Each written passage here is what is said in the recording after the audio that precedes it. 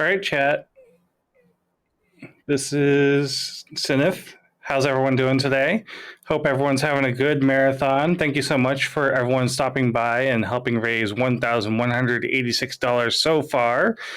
There's still a lot of prizes that you can get. There's still all the merch that you can grab. There's still lots of incentives you can go towards. But right now, we're going to have Furyst running Brilliant Diamonds. Hey everyone, I'm Furyst. You can just call me Fury. And I'm a Pokemon speedrunner. I've been focusing on Pokemon Brilliant Diamond for the past few months. And that's actually what we are going to play here today. This is going to be 90% glitchless, which is basically just beating the game as fast as possible without doing any glitches.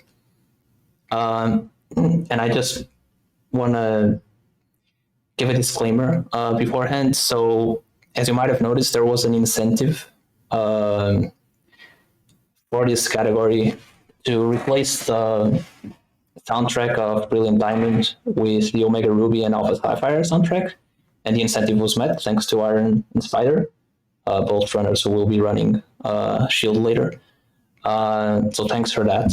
And we are gonna be playing with that soundtrack. It's a little weird, but I'll explain in a bit like how this is going to work. But we're going to start the run. In the very beginning, like in the first minute, we're going to have just normal in-game music from this game. And then I'm going to remove the background music in-game. And I'm going to start a separate tool that will actually play the Omega Ruby and Alpha Sapphire soundtrack. And that's what we will be listening to throughout the run. This comes from a separate tool. So it's not perfect. It's not as perfect as the in-game music, for example, but it's pretty close. So for the most part, we're going to have music that is appropriate to what we are playing. And yeah, that's about everything I wanted to say before the run. I set my time to this. I'll explain in a bit why I set it.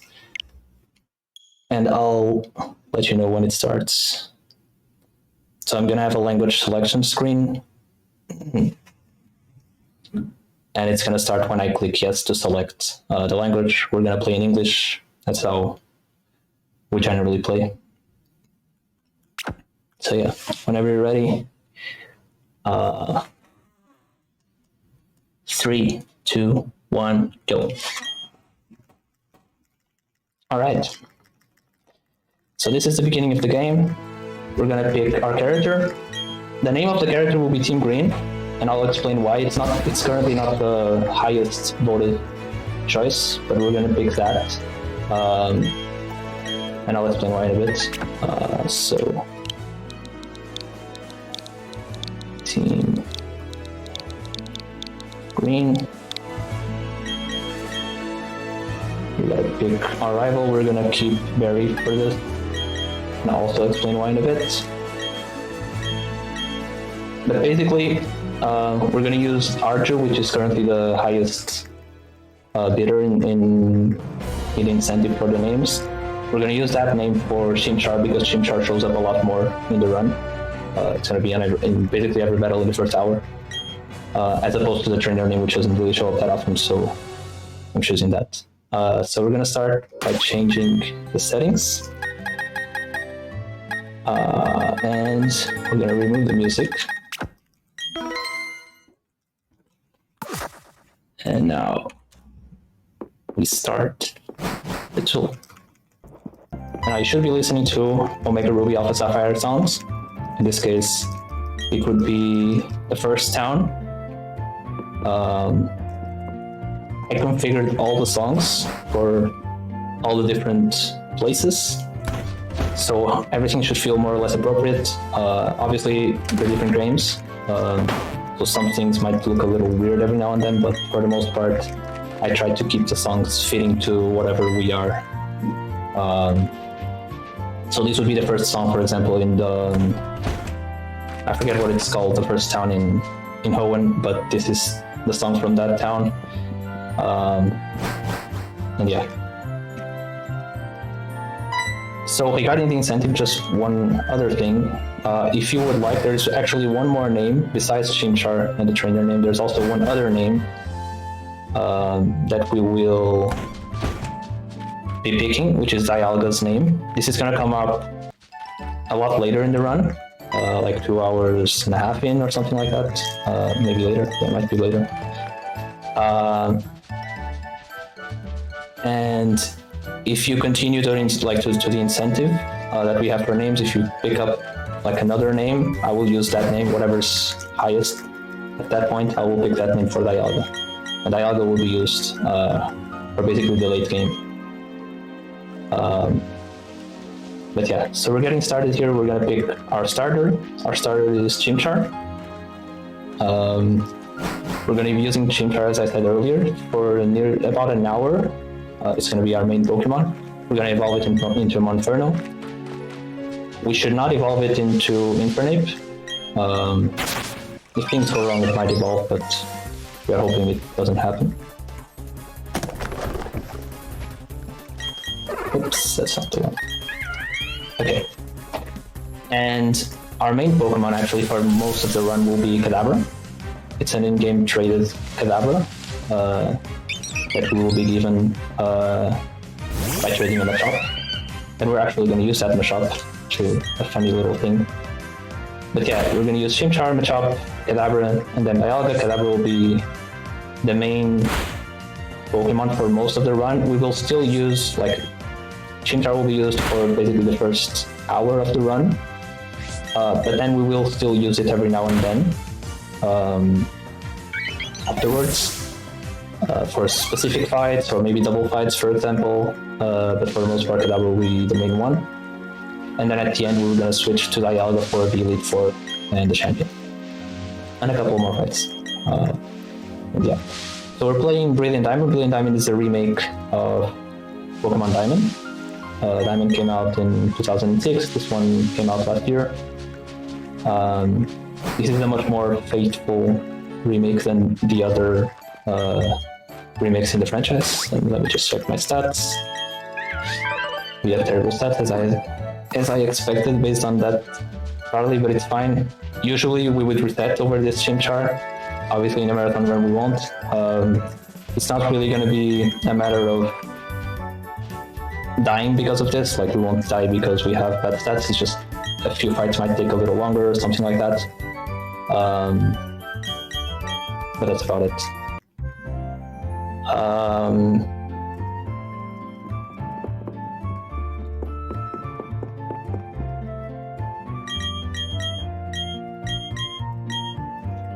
Alright, so we're gonna get our running shoes. We're doing like a lot of story stuff in the beginning. It's a pretty slow start, but it's gonna pick up soon enough. This is a very brutal run. Like, there's a lot of points in the run where you can just die. Obviously, we're gonna be saving a lot to prevent like problems from that. But we can die a lot during the run. And we have autosave on. It's one of the options that I normally would turn off for like PB attempts. But for a marathon run, it makes sense to keep it, especially given the route that we are going to be using, that I'll explain in a bit. And now we're going to nickname. So actually, let me check how it's spelled.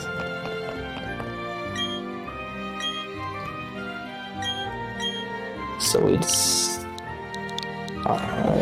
Q. Okay. Alright, so we nicknamed him. So regarding the stats on Chimchar, usually what we want is like not negative attack or special attack. Special attack is more important in this run because we're gonna rely a lot on Ember for much of the first hour of the run, and we're also going to use Flamethrower later on. So special attack is quite important. But attack is also important every now and then for some fights. We got negative attack, which is bad, but our special is not great, but it's definitely runnable, so decent enough. So at least we have that going for us. And yeah, we're almost done with like the tutorials and all of that. We still have the catch tutorial to go through. It's kind of looking a bit.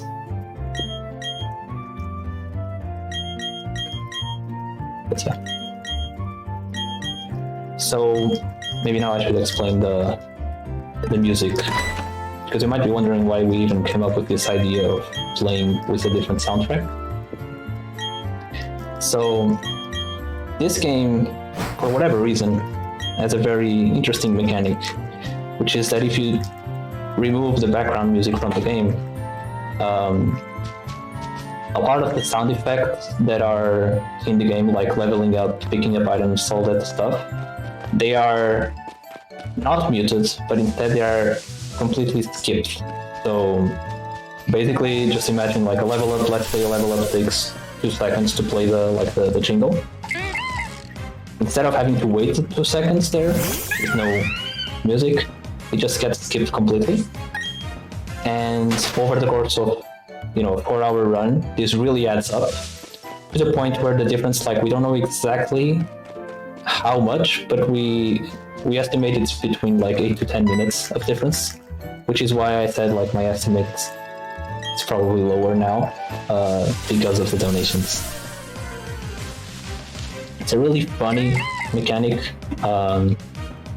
that's not really present in any of the other games, but it's just the way it is. Now the problem with this is that playing this game without music is incredibly dull, obviously. What people used to do up until a few months ago was they would just play random music while they were playing, but it still wasn't ideal. So what I did a couple of months ago was I created this tool that basically brings back the music. And the way it works is it uses screen recognition to basically figure out, based on our capture card output, it figures out where we are in the game at each point in time, and it plays the correct music. Now the cool thing about this is that I can just configure this to use whatever music I want, and that's why we are playing this with Aura's music. I'm gonna save here because I'm not sure we hit an auto save earlier. But yeah, I'm gonna save a lot during the run at random points, just because I'm a little concerned about some things. Now the tool isn't perfect, especially in a marathon setting, but I can manually fix it every now and then,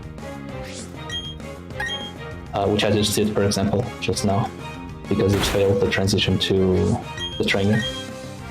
I'm gonna heal this. And this is the first fight, the first real fight. We already had the start early, but this is the first trainer that we fight. He's using a lot of lightning moves. Okay, now he's going for growl. Gonna have to heal again. So this is a fight, for example, where attack matters a lot because we are using scratch. And so having that attack here, kind of painful. This one in particular wasn't too bad because it didn't go for growl all that much. Although to be fair, we had to use 2 potions, and normally I would only have to use 1, but that's fine.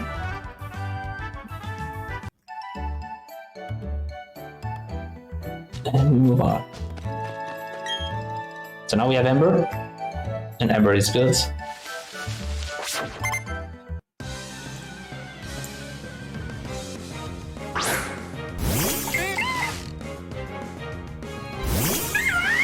So on this one we didn't have a problem because our special attack is fine. The interesting thing about marathon runs is that since we are running effectively unrunnable Pokemon, we can sometimes get a little surprised every now and then. Because we're not used to, like, we can sometimes miss ranges that we would otherwise never miss. And we basically learned that there are ranges during the marathon. So we have good speed, at least there's that. Speed can be good for some things during the run. Yeah, the transitions are not really working all that well here, unfortunately. For the trainers at least. Hopefully it gets better later. The early game, I would say, is probably the worst in terms of transitions, simply because there's a lot of potential transitions that can happen. Oh, I'm gonna have to kill this. Interesting.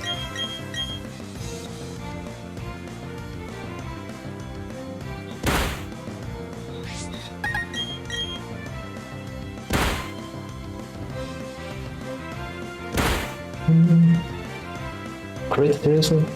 Okay, that's fine. So the way this tool works, so it relies obviously on screen recognition, and basically I think it's always receiving data from the capture card and analyzing it and whatnot. So it is a pretty CPU intensive tool.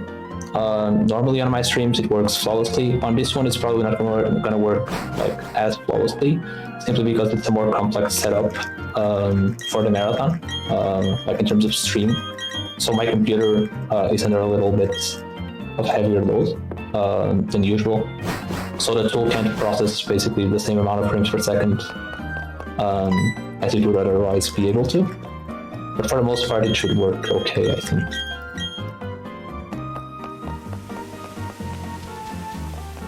Now we have to talk to the clowns.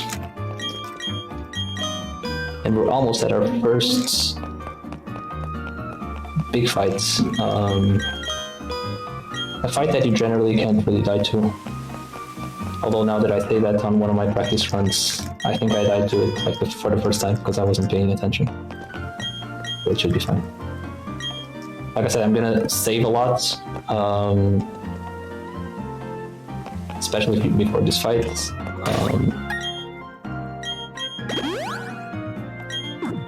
And this is going to be the Rival 1 fight. Now, Rival 1 is probably one of the worst fights to look at, because what I'm going to do is not going to look pretty at all. We're basically going to use Ember for everything here, including the Piplup. And the Piplup is like this just a dreadful fight. It can take like 7 to 11 embers to kill. But we have to use Ember basically because they like to growl a lot, and so Scratch isn't really going to cut it. Ember ends up being better.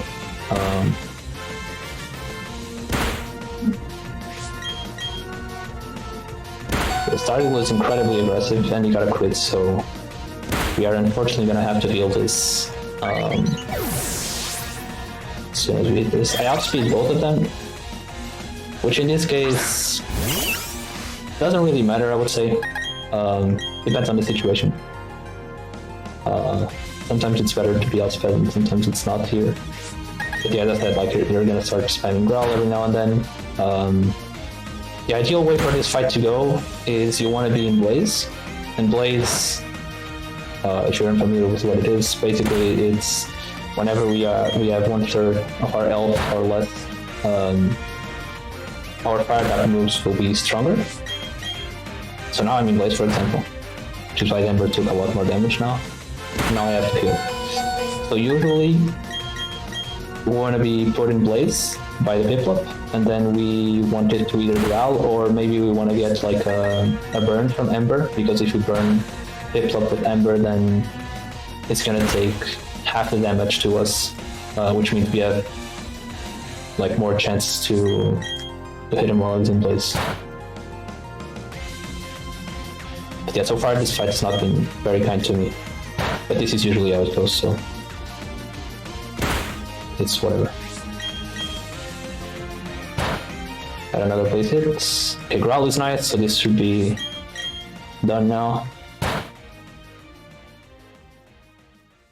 Alright.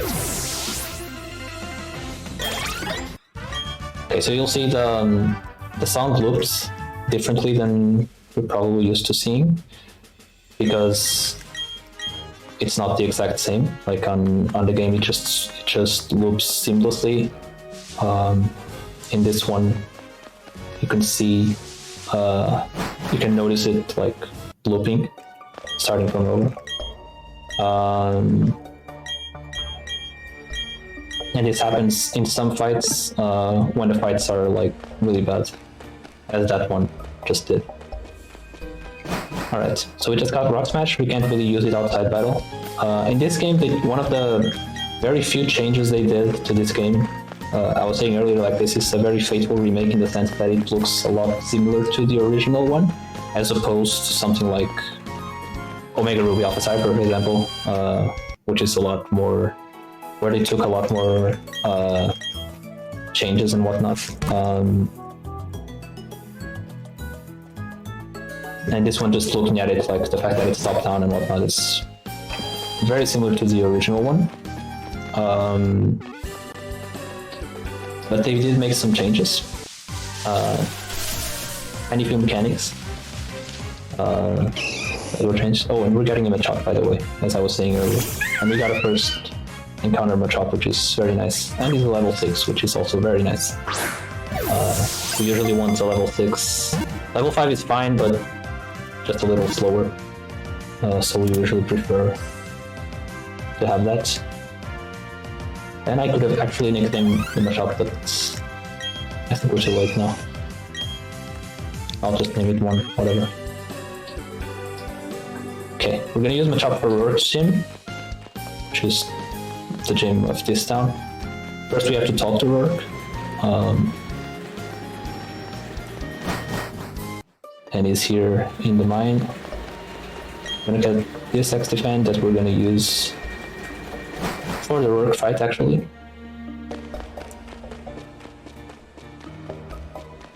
And we're gonna go to the gym. So we're gonna use, it's very interesting, like we basically get them at shop for 2 reasons. We use it for the gym itself, for the fights, because Machop is very strong against Rourke's gym.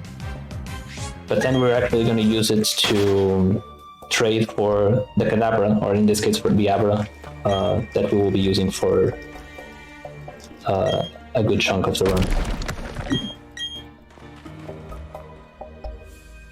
Alright, we're going to switch Machop to the front, and we're going to escape rope, and we're going to go to the gym. If we had a level 5 Machop, we would have to leave Chimchar in the first fight and then switch to Machop during the fight to get more XP on Chimchar. That's one of the reasons why it's low. The other is that a level 5 Machop is going to be weaker, so it's probably going to have a little trouble with the first fight. Yeah, the first fight we're just basically going to use Focus Energy and just hope that we get lucky and get some crits. Focus Energy basically makes it so that 50% of your hits are critical hits. In practice, I hardly ever get that, but we'll see how it goes.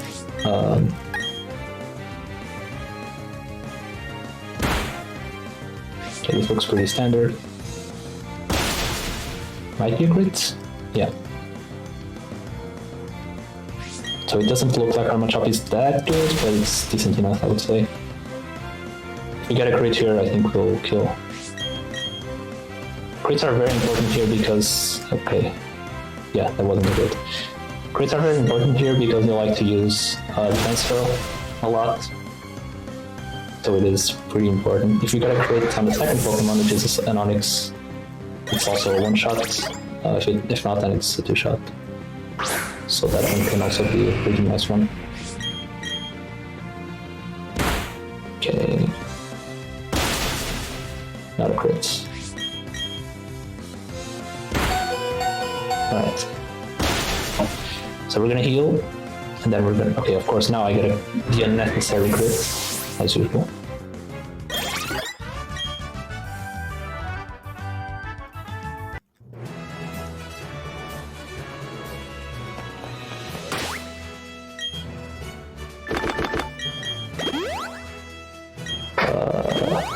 I'll just do.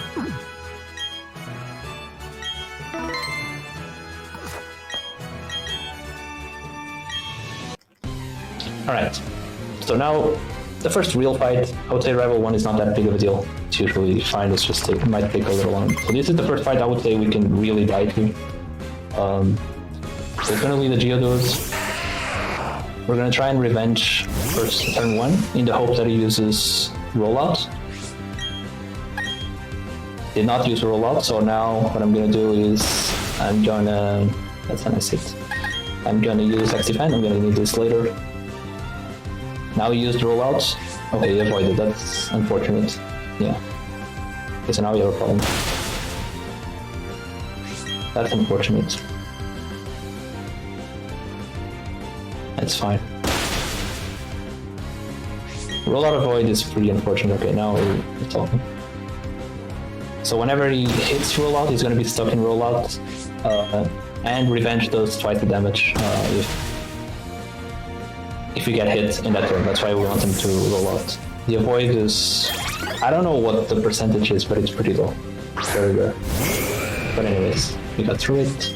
Now you got the Onyx. For the Onyx, it's actually better to use low kick, because low kick is based on the Pokemon's weight, or the target's weight. And obviously Onyx is a very heavy Pokemon. So we got through that. And now comes the actual scary part of the fight, which is the Cranidos. Cranidos has Headbutt, and he almost always goes for Headbutt. The problem with Headbutt is that it has a 30% flinch chance. Okay, we did not flinch, so that's good. So Revenge is a one-shot when he uses Headbutt, but the problem is we are exposed to potential flinch, and then we can be basically stuck in a really bad situation with the Cranidos, just flinching us all the time and whatnot. But this one went really well, so we could have tanked, like if it flinched there, we would still have a chance, one more chance, because we'd still have enough health to go for one more revenge, but then we would have to heal, and then if it just spams Headbutt, we have to heal like a lot, so it's not a good situation. But yeah. Now we're gonna do some chopping, for the early game basically. I'm gonna buy 5 super potions, 2 antidotes, paralyze heals, 3 escape ropes, and 15 repels. Okay. So now we're gonna have no more encounters, which is very good. This game is terrible with encounters. Oh, and by the way, we're just gonna get the Abra here. We're gonna give Armor Chop. He was a good boy. Or girl, I didn't actually check.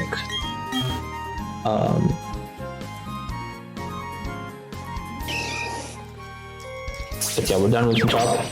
We're gonna get our Abra. This is a big Abra, it always has the same stats, which is why it's so good for the run. Makes the run very predictable. But it also has its downside, which I'll explain it a bit. But I was mentioning like about encounters. We actually got pretty lucky with encounters, I would say, so far. We didn't get a lot of encounters. This game can be very brutal with encounters. Like you can get tons and tons of encounters, or just no encounters at all. It's like very volatile. The early game in general is very volatile. There's a lot of variance, so it can be a bit tough. Whoops, that's not what we want. So now we're gonna repel, and we're gonna switch. Obviously our Abra is not really usable right now. It only has teleport. So we're gonna keep it in the back. This game has built-in experience share, as opposed to the originals, where you like the experience share was like an item. In this game, it's not, and you can't really turn it off or anything. Like if a Pokemon is alive in your party, it will get experience from battles. So we're just gonna keep Abra in our second slot, and eventually we will start using it when it's actually usable. So actually when it evolves to Kadabra, and after we defeat Tardini, which is the second gym leader. So this fight, there's one particular thing about it. We have to defeat the Wurmple first here, because we had a level 6 matchup.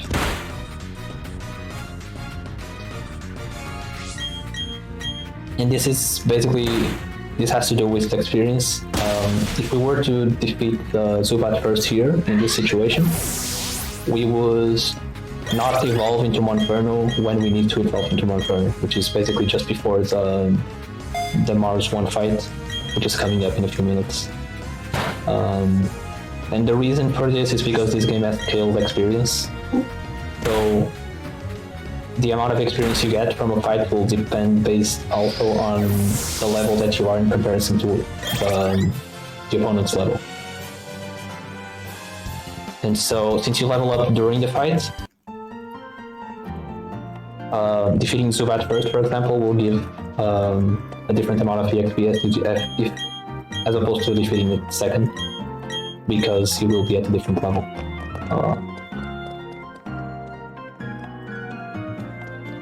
Yeah.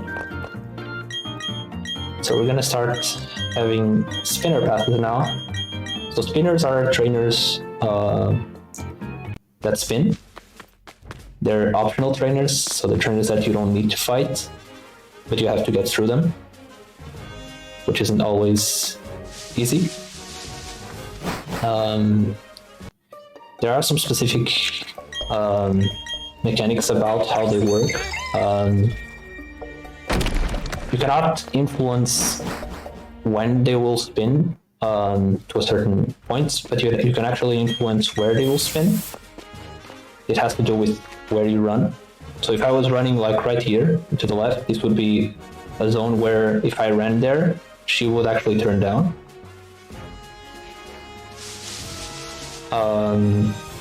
So generally you don't want to run near them. But there are some specific tricks that you can do to basically influence a good spin, which is actually what I just did there.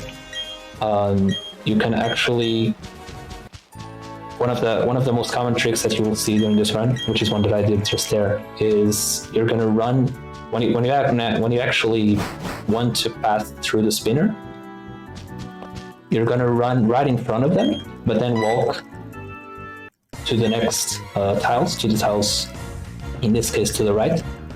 So since you ran right below them, they will turn down, but since you walk to the right, they will not turn right, which means that you can basically get a very fast spinner pass there because of that. This is going to be present in a lot of trainers throughout this run.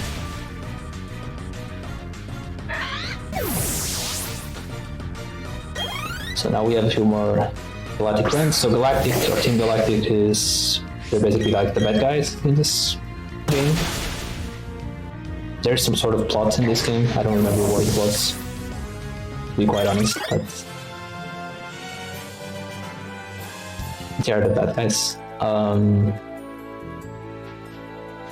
For the most part, the grunts will be fine, but they also have like these commanders and then the bots, which have pretty good teams, so they will have like some pretty hard fights later on. So in this fight, this one has Supersonic, and he tried to go for Supersonic, so I taunted to avoid that. This is something that I would probably not do in a PB attempt, at least nowadays. I would just go for it because he has random AI, but yeah, for a marathon run, I think I'll just try and be as safe as possible in these fights. Not that it would kill me, to be honest, but it's just annoying to get confused here.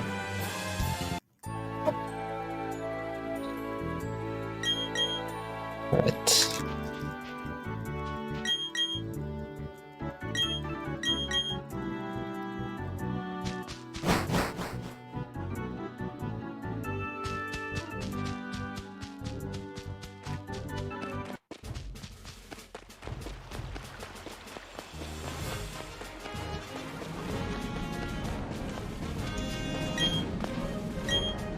Okay, so I had this little strat that I was trying to use, and I always try to use it, but it's very rare that it actually works out. The Abra has a berry, an orange berry, that basically restores some of your health, and this can be handy later on, like on the Mars 1 fight.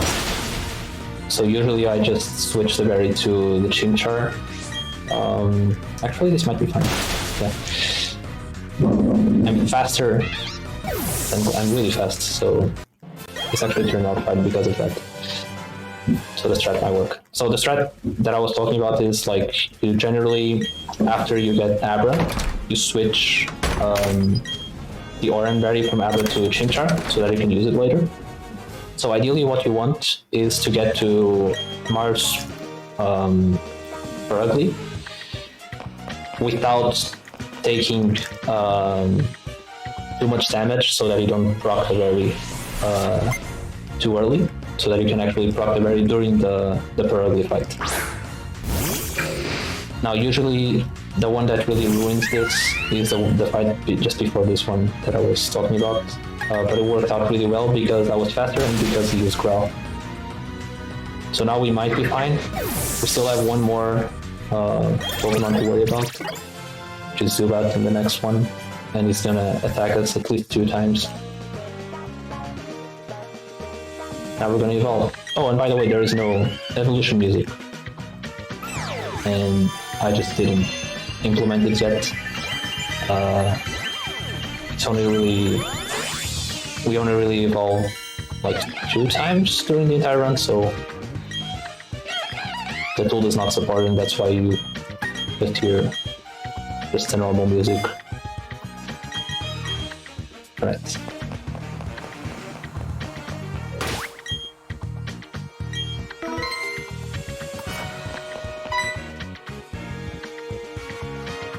So this is Mars.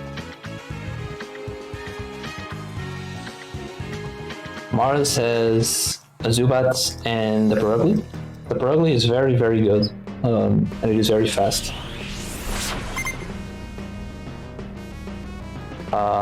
The Zubat has Supersonic, or something that confuses. I think it's Supersonic.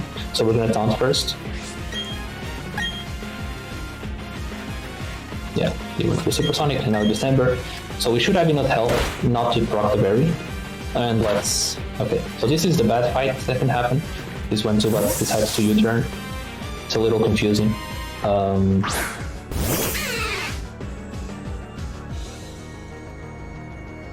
It's not very common. Usually the Zubat just goes for it, but whatever. So now he's gonna fake out, so basically always fakes out here.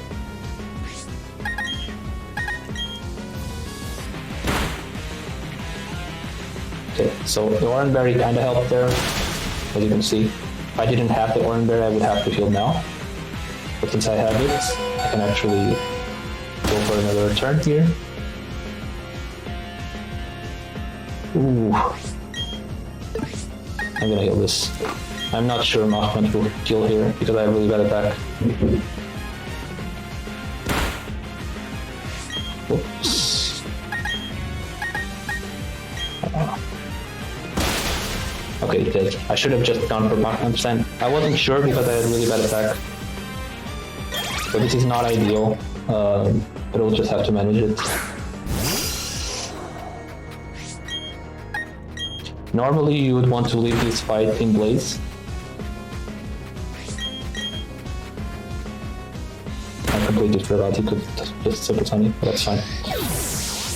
Okay, we got through the fight. That was a really messy fight, that's not how it's usually supposed to go.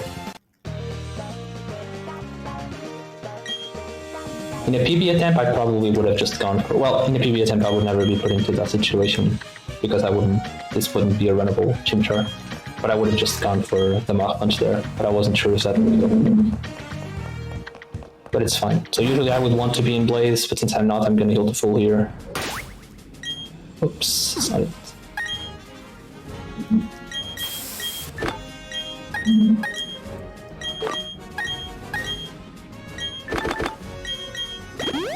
Okay. And we're already out of normal potions, which is not very good, but it's fine.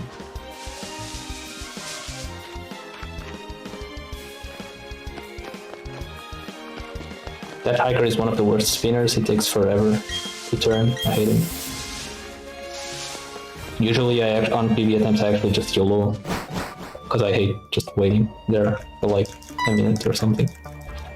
Yeah, usually you want to be in Blaze, because this next fight that we're gonna do, this is supposed to be a double fight, but you can actually talk to them diagonally and get a one-on-one. So that's what we're gonna do. This one has a Wormhole, a Beautyfly, and a Silver, I think. The Beautyfly is gonna be a range here. It would not be a range if we were in Blaze, and that's why we want to be in Blaze whenever we end the Mars 1 fight.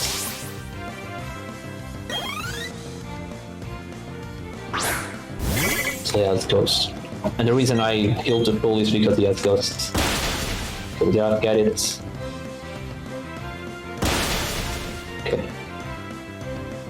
I took a lot of damage still. Yeah. So yeah, Gust is a very strong move against us here, so that's why we have to heal.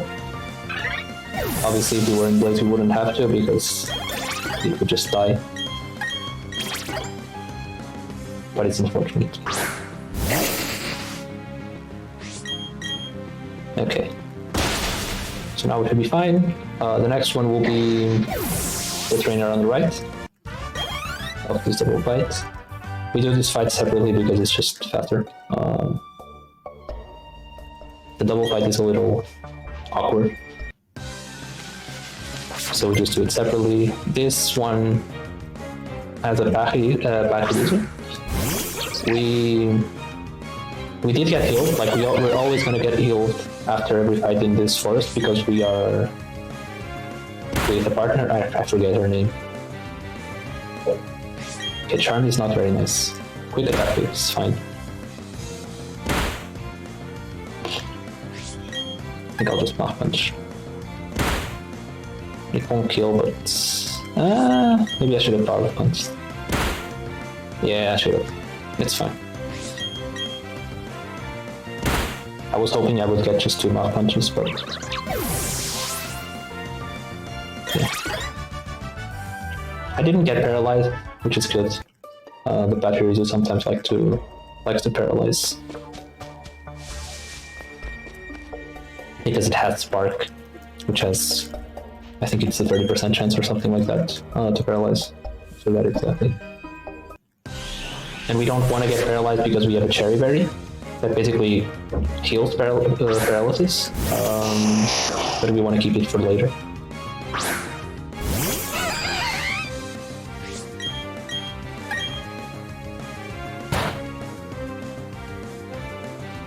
So this is actually in this fight. So this one, with a runnable Chimchar, I'm pretty sure we always get a one-shot on the left Abra. But since we have a bad Chimchar, this might not be a one-shot. Let's see. I'm gonna Mach Punch. Normally I would just Power Punch here because it's faster and because I am faster than him. But since I'm not sure about the damage, I'll just hit the Mach Punch when we get it. And now Hammer is gonna evolve to Kadabra. And he's gonna learn Confusion, which is the first good move that we can actually use on Kadabra. The problem is we actually can't use Kadabra yet. And the reason for this is because this game, as with many other Pokemon games, has a disobedience mechanism. Basically, what it means is that traded Pokemon, such as Kadabra here, will disobey your orders until a given, or starting at a given level. The idea is basically to prevent you from getting like a really strong Pokemon and just cruising through the game or something like that. And the limit at which point the Pokemon can start to disobey. The disobedience is it's not like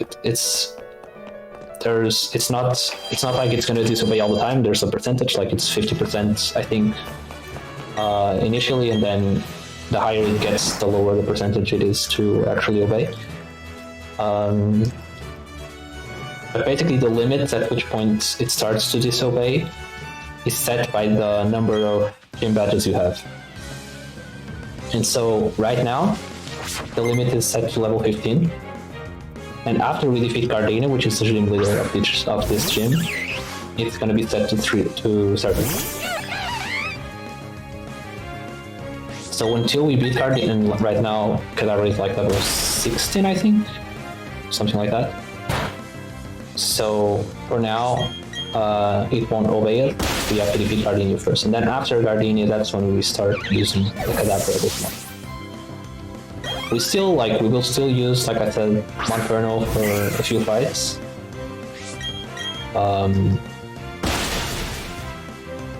But Cadaver will be for the most part. Okay, so this is one of the fights where you can get paralyzed. It's not ideal to get it here,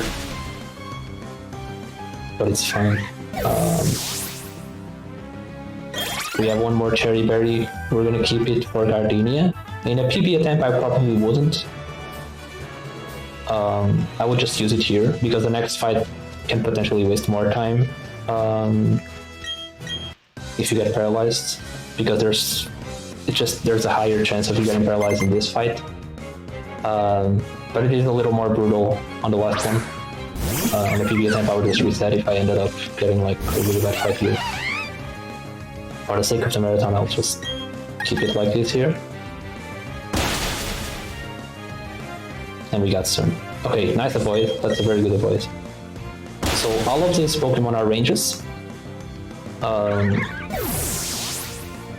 We did not hit the first one.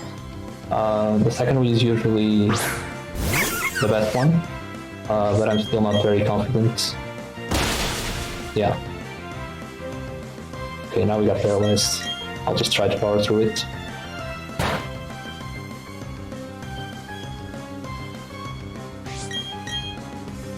Man.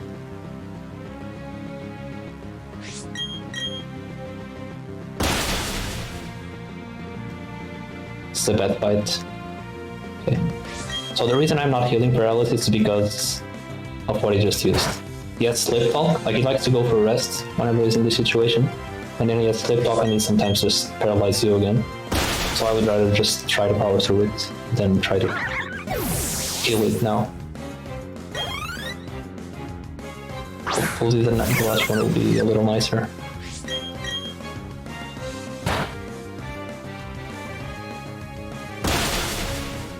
This one is like really hard to hit the range on.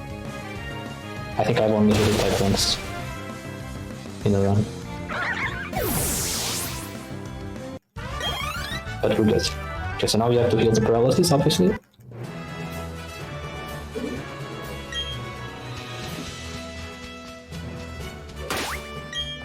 Solve that now.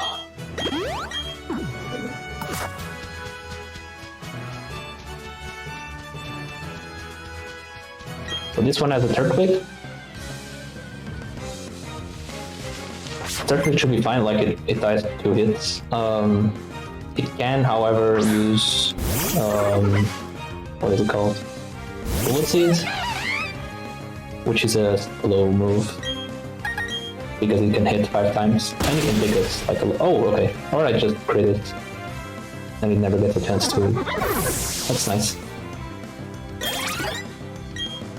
Okay, now we got Flame Wheel. Flame Wheel is not gonna be a very good move for us. Like we're still gonna use it, but since we have a bad Chimchar in terms of like attack, we have bad attack. Flame Wheel will not do that much, but it is what it is. We might have to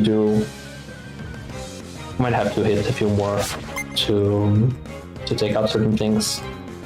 I'm gonna use like a safer strat probably on Gardenia because of my attack. This Roselia has. Flame Wheel also has one issue, which is since it is a contact move, we can get poisoned on this Roselia, which we just did because it has poison points. Still kind of unlucky, but it's fine. We'll just use an antidote. That's why we buy all these things.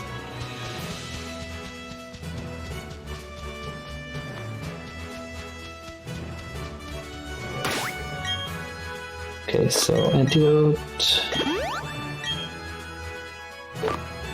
I hate the fact that I'm using a super potion here, but I don't really have potions anymore, so it's fine. I'm gonna save. now we get Gardenia. So Gardenia has 3 Pokemon. We're gonna use Power Up Punch twice on the first one to basically increase our attack to guarantee a range on the last Pokemon, which is a Roserade. Normally I would only go for 1 Power Up Punch, but since I have really bad attack, I'm gonna go for 2. And the second Pokemon is like a third weak that doesn't really do anything to us, so yeah. And also, if you have decent attack, you can also just Power Punch twice and kill, which is slightly faster because you don't get super effective text. But I don't usually go for that.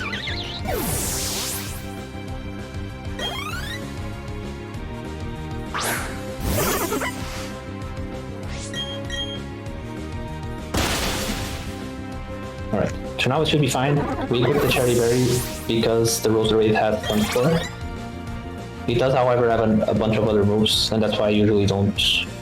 If I run out of cherries early, I just use it on the previous fight because there's. Okay, it did stun for me, so I ended up playing this correctly, I guess. But yeah, usually this doesn't happen as often because he has a lot of other moves that he likes to use, as opposed to the videos, for example, which only have 2 moves, so it's a 50-50 chance of getting it. But yeah. So one thing that I didn't talk about, you'll notice that I'm receiving a lot of things in this post gym leader fights. Like they're giving me TM stickers and all of these things. If I had the music on, this would take forever because of what I was saying. Like the jingles are completely skipped instead of being muted. So this is actually a lot nicer. I actually prefer to play this without, using the auto music tool because you get to skip all of that. It's a lot faster. Don't have to wait, especially like after the gym leaders, because with music it takes quite a bit to stop talking to the gym leader. So we're gonna buy some herbs. Okay. And we have to heal as well. That's not the one I wanted to get, but that's fine.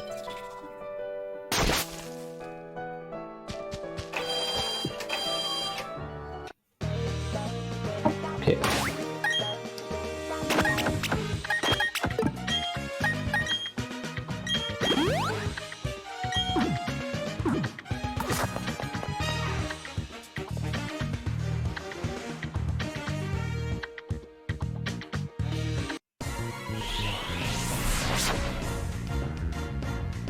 So now we get to see Kadabra finally, because we beat Gardenia, so now we can use Kadabra.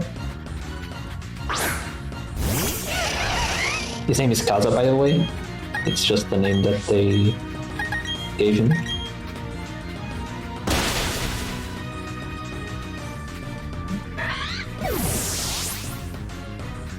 And like I said, we're still gonna use Monferno every now and then. One of the reasons is actually experience, and I'll explain that in a sec. In this battle, we were hoping for no fake out here. Glamio might fake out. Enemy Ice Blade might not, we'll see. Okay, it didn't go for it, so that's nice.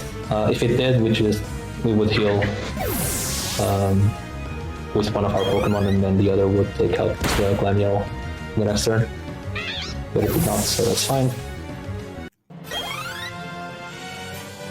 Okay, so the disobedience thing that I was mentioning earlier is gonna come in play a little later as well. So right now, the limit for the disobedience, threshold, is level 30. So if we get to level 30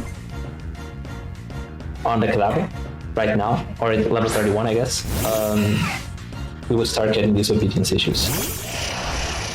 Now, the limit is only going to get increased now when we defeat the 4th gym leader, which is Wake. Now the problem is it's very easy to get to level 31 before Wake on this Kadabra. Like if I just use Kadabra for everything from this point forward, we would be ridiculously like over leveled. So we can't have that. But at the same time, our current strat for Wake requires the Kadabra to be level 30 when we get to Wake. And the problem with this is that we basically have to be very specific about our experience routes in order to not be over leveled during Wake or even at the start of Wake. So basically, we're gonna level up to 30 just before, basically on the last Pokemon.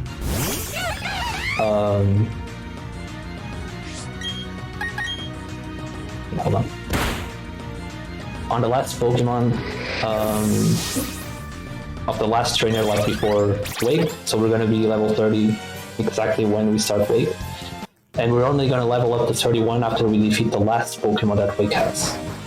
So it's a very... I'll explain it a little more later, but that's basically the gist of it. So now we're gonna fight Jupiter. This is the second commander. There's 3. There's also Saturn that we'll fight later on. This one is a little easier and a lot more predictable than the Mars fight. We start with Kadabra. And we just Confusion the Zubat, and then we're gonna switch to the Monferno, and we're gonna finish off the fight with Monferno. Don't notice I have a Fetcher Berry on the Monferno. This is because the Skuntank will try to poison us, and then we will heal that poison with the berry, so we get an extra turn there. And ideally the Monferno will not die here. It can die, because Skuntank also has Aftermath. But we should be fine. This is a fight that you have, if you have like pretty good attack, but not fantastic attack, you can 3-shot here. I won't, because I have really bad attack. And actually, maybe I should have... Now we should be fine. Okay. Alright, so this is a standard fight even though we had bad attack. 4-shot, I think it's... yeah. So yeah, we barely live. We can die, it's fine. If we die to Aftermath, we would just revive. We would need like basically like an extra revive that we would get later in the run.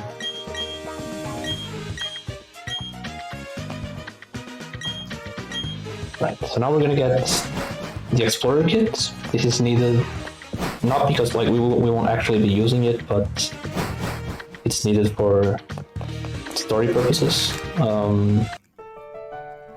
There is an alternate route for Brilliant Diamond that uses a Scyther instead of the Kadabra, and that one uses the Explorer Kit to go into the underground to find a Scyther, but it is slower than this,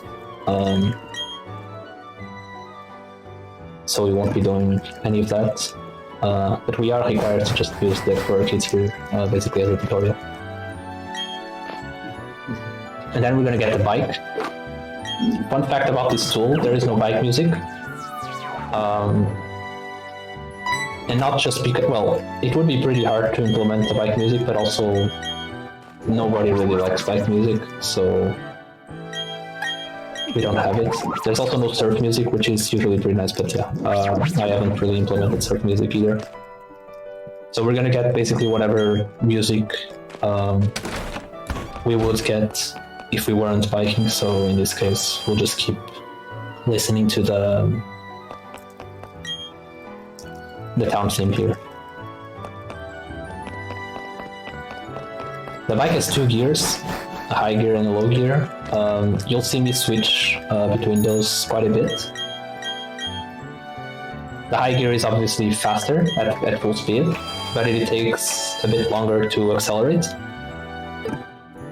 So what I'll be doing is, you'll see me like whenever I'm stopping, I will move to the lower gear, so that when I start, I'm at the lower gear, and then I immediately move to the top gear as soon as I accelerate. So this is cycling roads. Just escape, just avoid everything here. And now we're gonna meet Lucas.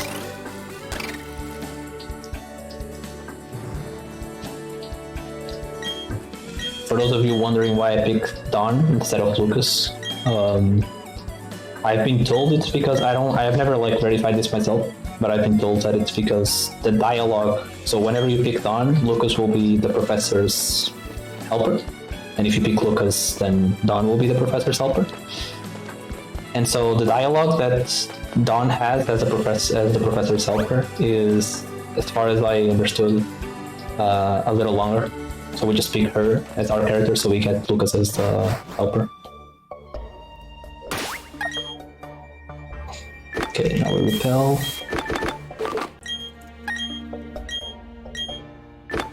Let's push him. Alright.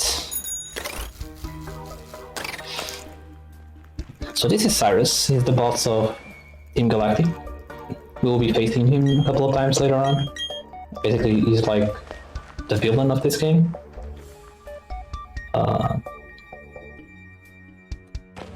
And I've been told he's like 28 or something like that. I don't know. He's very young. And he does not look that young when you look at him in the model. So as you see, like I ran here because I wanted to force the, I had to wait until he turned. So I basically tried to force him to turn faster. And that's why I ran there for a bit. But you've noticed that I also ran right in front of him and then walked as soon as I stepped to the next tile. To basically force him to move, to turn down, so that I can go up quickly. I'm gonna go into the contest hall here for a second. There is also no contest hall music, because it's basically only shown during like 30 seconds of the run, so I never added it. So we're just gonna keep hearing what would be hard home music.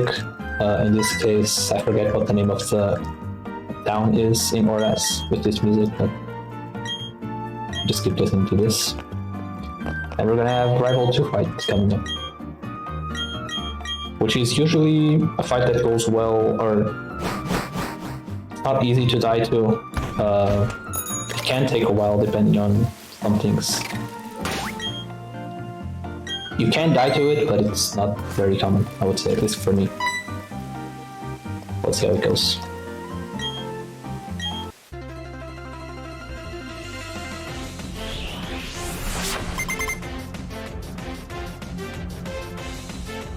As soon as we get started, it's just confusion.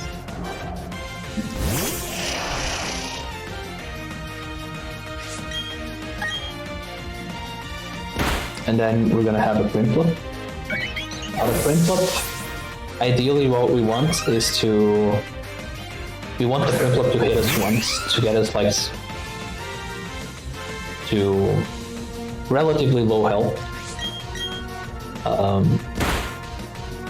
Okay, so it went for Stealth Rock, so what we're gonna do is Confusion is gonna be knocked into Torrent, and now it's gonna Bubble Beam, which takes a lot more damage, which is nice. So this is going well for now. Now we have the Rosalia. This is a 15 and 16 range, I think.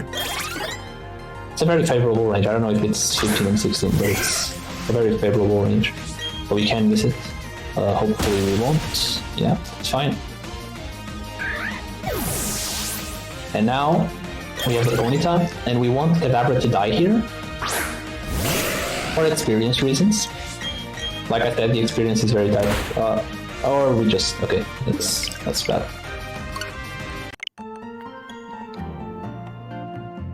So that can happen. We got a crit, which killed, which means the Kadabra would get the experience, which means we would be over leveled for Wake. So I would just reset the fight. and do it again. So this is one of the, so in a normal like PB run, I would probably just keep going and hope that the cadaver doesn't disobey.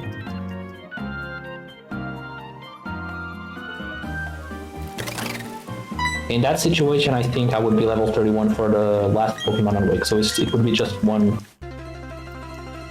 specific Pokemon that I would have to basically have a gamble in. Would be a 50-50 or something like that.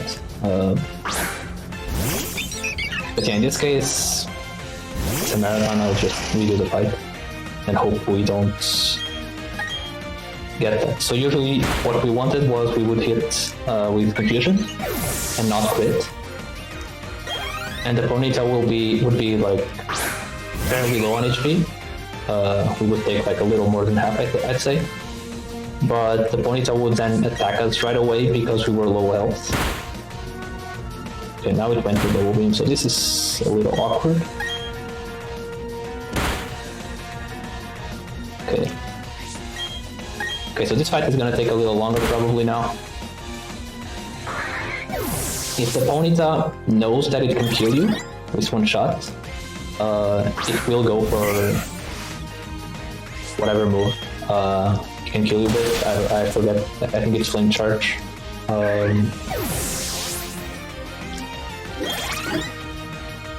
But if you have higher health, like right now, it's not guaranteed that Flame Charge will kill me. So what's probably gonna happen is it's gonna growl or do something like, I think it has agility as well. And so this fight can be a little dreadful because of this. I basically now have to stall because I want Cadaver to die. So I have to wait until Ponyta kills me. The previous fight that we had to reset was going well because I think I had low enough HP that the Ponyta would have gone immediately to Flame Charge, which means I would die. But in this case, it's not, so it's just not. Okay, finally, it's gonna take one more, as I mentioned. The way we stall is we use berries. They have no effect. We could also throw Pokeballs at them if we don't have any berries, but berries are the faster way to do it. So this one took a while, which is why the song is also looping. But yeah, now we just finish it off with Mach Punch. So now Cadaver is dead.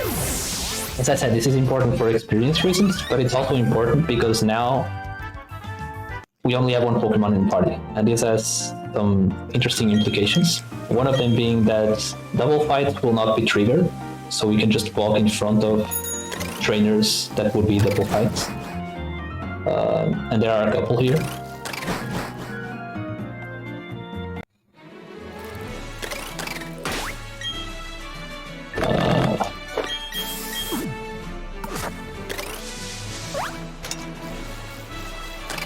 I'm gonna pick up this revive, just in case. Probably won't need it, but... Oh, that's funny. Gonna get a calcium that we will use later as well. And now we're gonna go into the Lost Tower. There's one optional here that we want to avoid. It's an optional that we actually could fight. Like if we ran into this optional, it would still be fine. Because Cadaver is dead, which means it wouldn't get any experience. However, basically all the other optionals are not fine. That was a bit risky, but whatever. So this is the double fight that I was talking about, and there's one more, actually two more outside. Now we got Strength.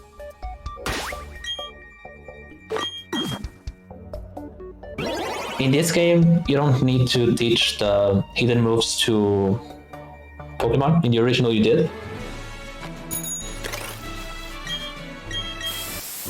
In this one, you can just use them whatever.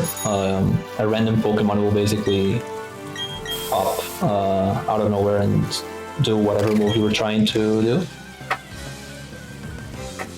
Which is very nice. However, you still need, as far as I know, like you still need to have the necessary like gym badge for each of the HM. So, for example, for Rock Smash, we needed to beat Rourke. So this is a fight that I hate. Terrible is fine. In this fight, we basically want to leave the fight around the HP that we have right now, more or less. A little lower would be fine, I would say. Okay, this is not what I like to see.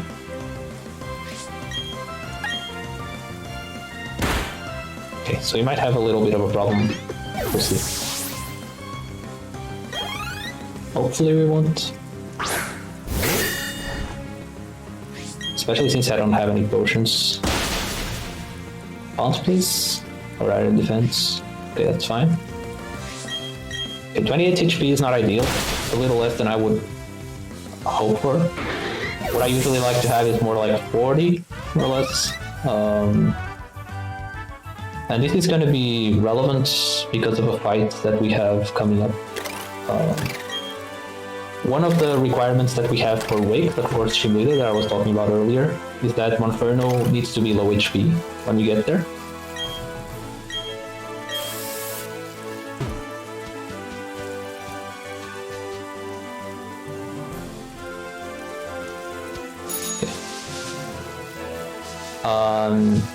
But we still have one more fight with Monferno before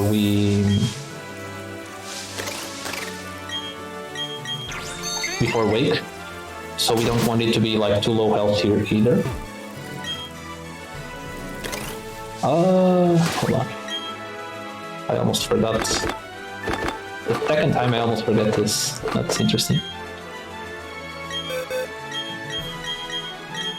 Okay, so we teach Grass Knot to Kadabra, and we teach Shockwave. Both of these moves are going to be quite important throughout this run. And now we have to revive it because it was dead.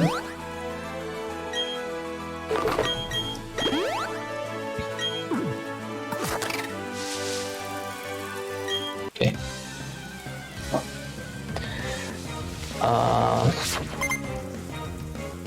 So we don't want Monferno to be on too low health because of the next fight, because we can take damage in that fight. But we don't want it to be too... we don't want it to be full either. Okay, that's a nice avoid. We don't want it to be full either, because then we could run into a situation where we go through the next fight and we end up with 2 IHP, and then we are 2 IHP for Wake fight.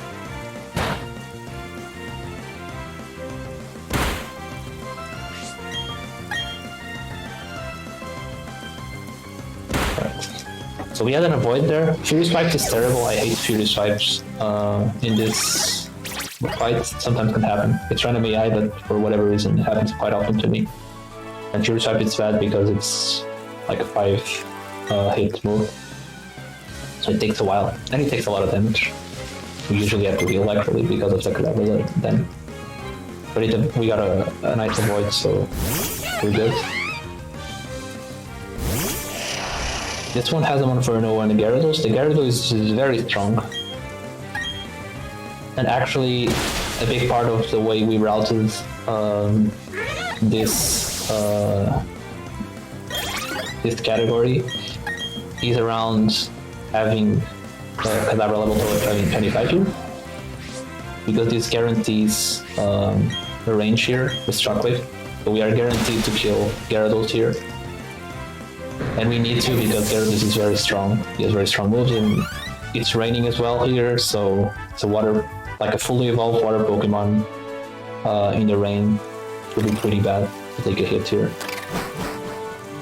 And yeah, that's done. So now we're on to the shopping. I have to focus a bit for the shopping. I'm gonna buy basically a bunch of items for the rest of the run.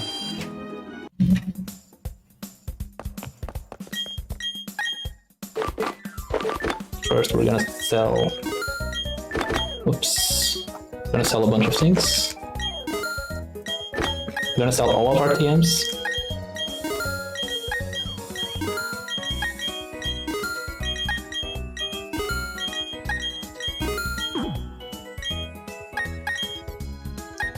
We're gonna buy 4 super repels that we're gonna use soon. We're gonna get our X items. If you don't know what X items are, I'll explain those in a bit. But we are gonna be relying on them for a good chunk of the run.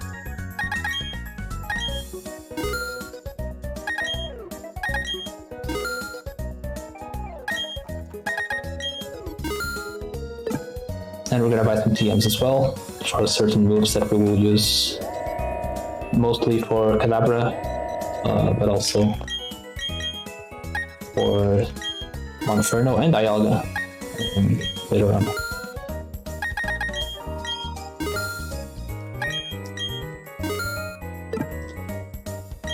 Alright, that was a decent enough shopping. I hate shopping. One of the things that is not really apparent when you look at this game is that the menus are incredibly laggy, especially shopping. So it's a little hard to do many of the things here. Whoops. Okay. So I usually have a hard time doing the shopping, especially. We got the metronome, very important item that we will be using right away, and we will use quite extensively, basically until the end. We have another big menu here. Oops. Okay.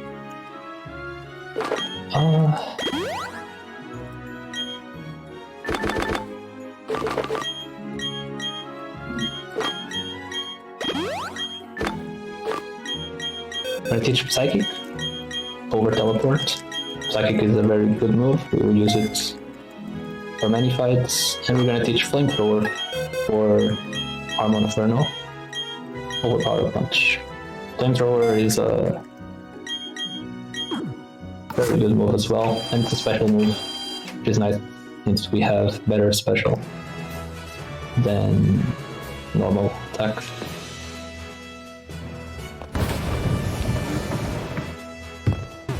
Okay, so funny thing about this remake being so faithful to the original is that they decided to keep the map exactly the same, but we basically have big movement, like we can move across all directions, like we're not forced to a grid as we were in the originals. And so something like 1 tile gaps can be incredibly frustrating to deal with in this game. But they were kept. Like some of the areas that had 1 tile gaps are still here. This is one of the classic gyms where this is an issue. You'll see me bonking into the walls all the time during this gym, because it's really hard to like snap into the exact point where you need to go through.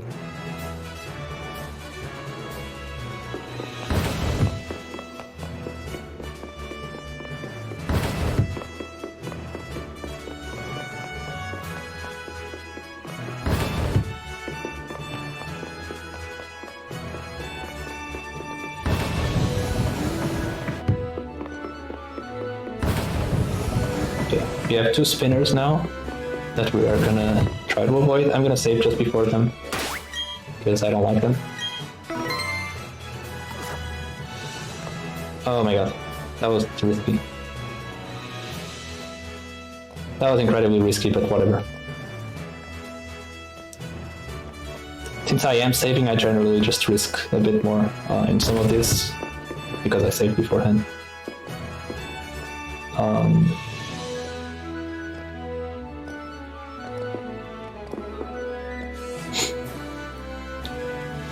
I am taking them a little safer. There is like a faster strat to deal with them.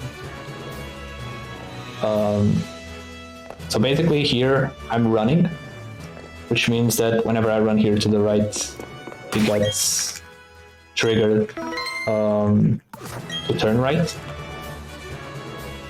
One thing you can do is you can just walk. There's a specific set of movements that you can do where you could just walk. It looks really dangerous, but it's actually not. I don't do it because I don't trust my controller. My controller's been having some issues with that, where it just keeps moving, so I don't trust it. I'm just not going to use that because it would require the D-pad, and my D-pad is not working all that well. So I didn't do them. So now we have Melee. This fight is pretty standard. Okay, as I say that, he decides to crit me, which is not ideal. We have to act special twice. Okay, that's more like it. Actually, that's a pretty low roll, I think. Okay, so we're good. That's actually a lot better than I thought it would be. Basically, the only thing that went wrong there was the crit. So usually, if you get knocked into too low health, you have to use an X speed because you will be outsped by the Lucario, which is the last Pokemon. And so we would just one-shot it. In this case, I have enough health to live, so I don't use the X speed. Another thing that can happen is the Meditite can use Flash, and so I have X accuracies, just in case that happens. Yeah, so as you can see, I have enough health to live this, so we're good. So that was actually fine. The crit was really the only thing that went wrong with this fight. The decent enough melee.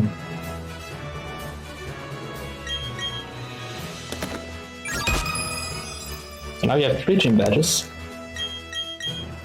And now we have the fight that I was talking about earlier, about Monferno, like, can be too low health, but you don't want it to be too high either. It's one of my most hated fights because of this, especially because I've lost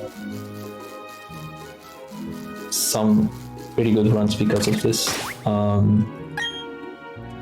Yeah, we're gonna switch the Metronome to Monferno. I'm gonna deposit the Kadabra, and I'm gonna save just in case something incredibly bad happens.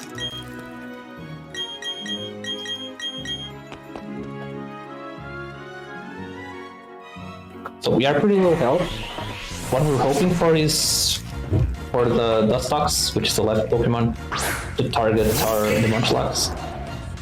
Or maybe even for the Munchlax to use, not the Munchlax, I'm thinking of the wrong fight. The Clefairy here can use Life Dew, which is usually bad. In this case, maybe it wouldn't be that bad, depends. We're hoping for no Venoshock here. Okay, it went for the Clefairy, which is nice. But we should be fine. The thing is actually perfect. So now we just flamethrower the Skunky. And now we don't want Life Dew. And of course he goes for Life Dew. Okay, 52 is still enough. I'm hoping for no more Life Dews. I think 52 is still fine for Wake. Like you can still get one shot. Okay, Disarming Voice is fine. Okay, so we will live this fight with 52 health, which is nice. I think we have enough health to get one shot by the Quagsire and Wake, which is what we want. So this actually went alright.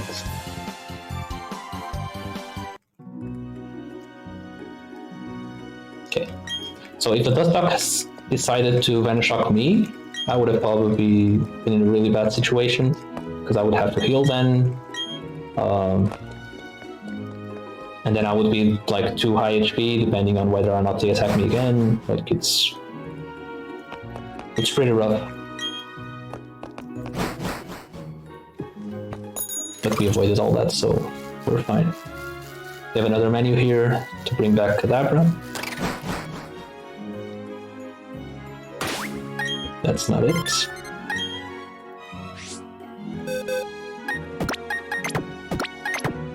Alright. Bring back the Metronome. We need to restore, and we have to Super Rebel as well.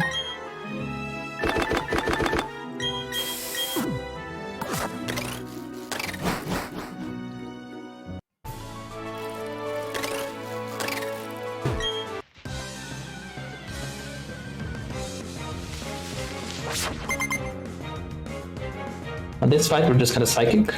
All three Pokemon. The last one is a Kadabra and it's a range. By the way, I don't think I explained what the range is. I'm sure Primal Peter probably explained it on his Pokemon Red Run. But in any case, if you don't know what it is, basically whenever you use a move in this game, the game basically calculates like 16 damage rolls that you can have. Some of them might be like the same as each other, but there's like 16 separate damage rolls that can be taken. And so when I say something like it's a 15 and 16 range, that means that 15 of those 16 damage rolls would kill in one hit, and the other one would not. So that's what we mean by ranges. So in that case, it was a very favorable range. Well, actually not really favorable, I think. Yeah, it's actually a pretty bad range. But there are other ranges that will be very favorable, that we might miss. That one is really nice to hit because it's not very likely. I don't remember exactly the odds of that one in particular. Gonna get a chasm here. Now we have an optional here. That was kind of scary, but it's fine. Okay, so we got through the optionals, which is very nice. Basically, now there are no more optionals in the run until Wake,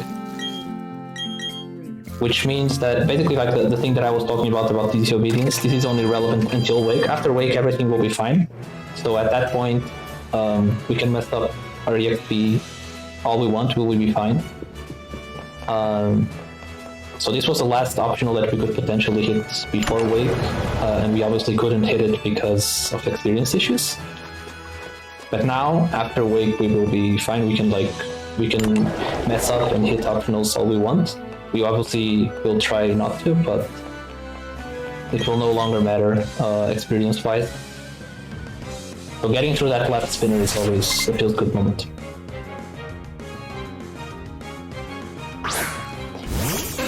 This gym is pretty standard, so I think what I'll do is I'll explain the Wake fight now, because it's rather complex. So Wake has 3 Pokemon. They're water Pokemon, as you might have probably figured that out by now. This gym is a water type gym. The first one is the Gyarados. The Gyarados is a 15 and 16 range. It's Shockwave, so and this is one of the reasons why this game is just brutal. This is a fight that comes up like 1 hour, 20 minutes into the run, and there's a 15 and 16 chance that you don't hit that range, and if you don't hit that range, you're dead. And that's run over. In our case, it won't be, because we're just gonna save and talk to the game if that happens. But it is brutal. So that's the first one. The second one is a Firefire. And the third one is Floatzel. The Floatzel is very strong and it's also pretty fast, so we're going to need to use an X speed to outspeed it. And we're going to need to use this during Quagsire. However, Quagsire also has some pretty bad moves that it can use. It has Haze and Rain Dance, which are pretty bad, especially because the Floatzel also has Aqua Jet, which is a priority move. And when you are when it's under Rain Dance, Aqua Jet will one-shot us. If not, then it won't.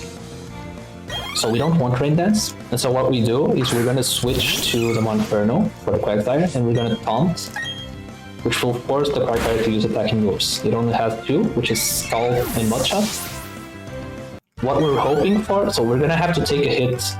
So basically, the way it works is we're going to taunt. It's going to kill us immediately because we are low health, or at least that's why we need Monferno to be low health.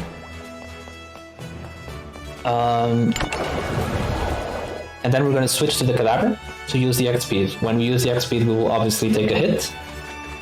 We are hoping for a Mudshot there. If it's a Scald, we are forced to heal. Scald also can burn. If it's burned, then it's basically game over. We have to sub-reset. And the Mudshot can also be bad if it high rolls. So if it gets like one of the better rolls, like the best one of the 16 rolls that I was mentioning, a high roll would be too high, to the point where we would be in aqua jet range for the float. So we're hoping for the average / normal roll of the mudshot, and then we can go. And the taunt only lasts for 3 turns, so we don't really have a lot of time. Like if it decides to skull twice, it's game over as well. Like a lot of things can go wrong. It's one of the worst fights we have. So it is what it is. So as you can see, I'm gonna level up to level 30 exactly right here. And I will only level up to level 31 as soon as I defeat the float soul on Wake. That's why the experience is like incredibly tight. So yeah, I have a menu here. Okay. So we're gonna use the calcium. We are gonna give the raspberry to Monferno. We'll change the battle style. I completely forgot to explain what the battle style is, but I'll do it in a sec. After the fight. Basically, the battle style just means that whenever I defeat a Pokemon, it will ask me if I want to switch Pokemon, and that's what I want now. I want to switch to Monferno immediately after I defeat Gyarados. This is the default, so if you play casually, you'll know what it is. We usually just set it to set, which is where we don't get asked. Which is better for speedrunning because it's faster. So now we have Shockwave 15 and 16 range. We did not get it, so we're immediately just gonna reset. You'll notice the song keeps playing. Obviously, like the tool is not smart enough to understand that I am not resetting the game. But it actually kind of autocorrects itself because the fight ends on a black screen and I happen to have a black screen whenever I start the game. So I don't actually need to do anything. Yeah, usually when you're playing casually, you're gonna have the switch battle style, which you're gonna get a prompt every time you defeat a Pokemon if you want to switch to the next Pokemon. Unless you only have one Pokemon.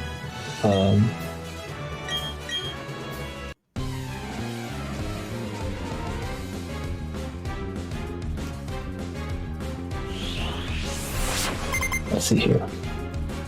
Hopefully we'll hit it this time. It's a 15 and 16 range, so it should be common, but somehow we missed it. I have seen people miss it 2 or 3 times in a row, which is hilarious.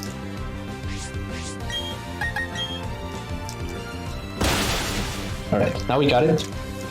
So it's gonna ask me if I want to switch to Monferno, and I will. And now I hope I'm low enough HP to trigger a Scald or a Mudshot here. I think I should be, but I'm not sure. If I'm not, you can still work around it, but... Okay, we are not, actually. Okay. It's fine, should kill here.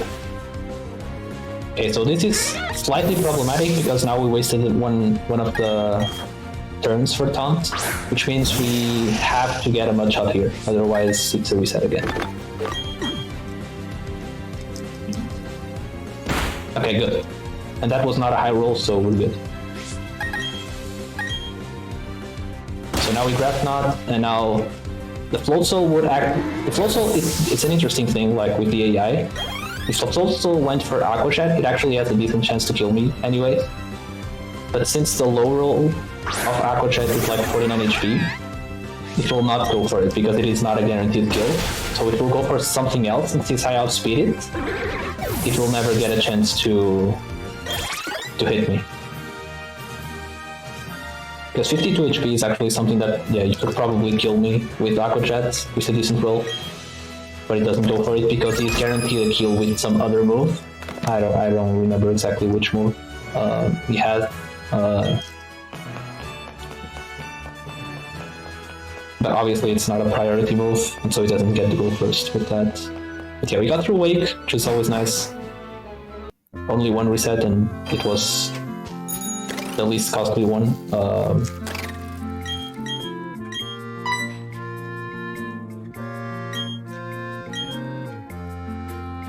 Now we have the rival 3 fight. We have to do a menu first.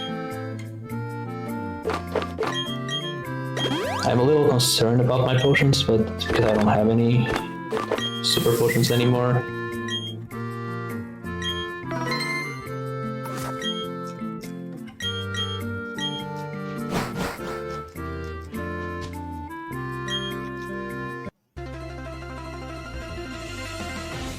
We're gonna buy some super potions soon, so hopefully it won't be that bad.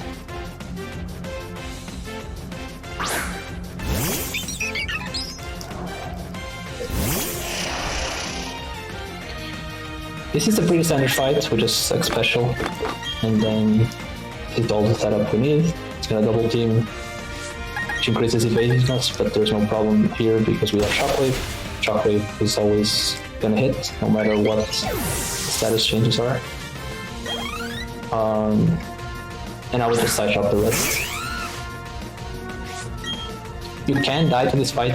I've never died to this fight, but there is a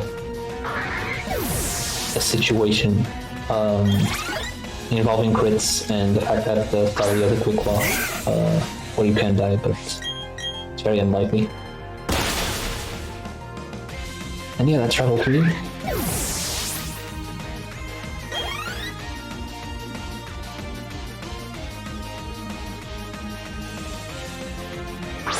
So one thing I didn't explain is that you'll notice that I'm actually using herbs, like the energy root. I also bought heal powders and what was it called? Revival herb. The reason there's 2 reasons we use them. One of them is that they're cheaper, and another one is that they decrease the friendship you have with a Pokemon whenever you use them, which is important because if you increase your friendship too much on a Pokemon, the Pokemon is gonna start like whenever you're gonna basically get like extra dialogue in battle, and it's gonna like whenever you start, it's gonna do like a little animation and whatnot. So it can be a huge waste of time. So we do that because of it. But obviously, like, we don't have that much money to buy like a bunch of them, so we have to use super potions every now and then to make sure we don't run out of energy roots by the end of the game.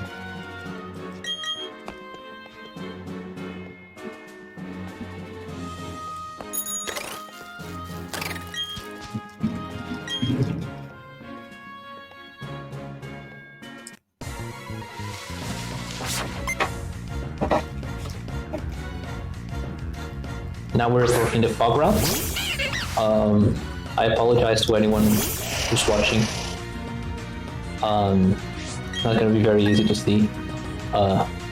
You'll notice it when I get there, but basically in this game there is one route that we call the fog route, which obviously has a lot of fog. And it gets really, really difficult to see. I think in the original it was a lot easier to see with the fog. What you're supposed to do is you're supposed to get defog on the Great March, which was on the previous Dawn that we were, Pastoria. But that's slower, you don't need it, so we just go through the fog. I can see it, it's not very easy to see, but you can see it if you pay attention to it. On stream it's probably gonna look a little weird and a little difficult to see, but I'm sure we'll be fine. Now, right now, we're gonna skip this double fight again because we only have one Pokemon right now. The other one is fainted, is Monferno. You'll notice that I still have the battle switch set to switch, but we don't get the prompt on every fight because Monferno is currently dead.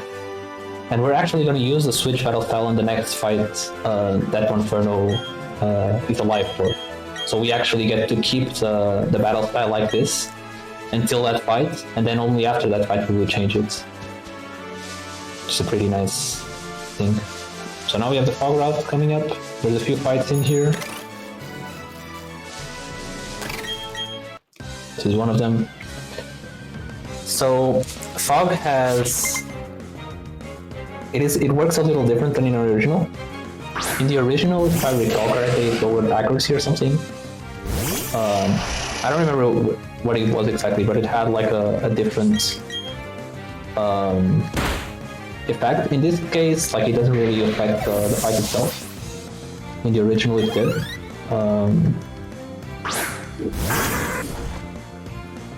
In this one, it's fine. It doesn't really have any sort of disadvantage to go with the fight, aside from not being able to see much.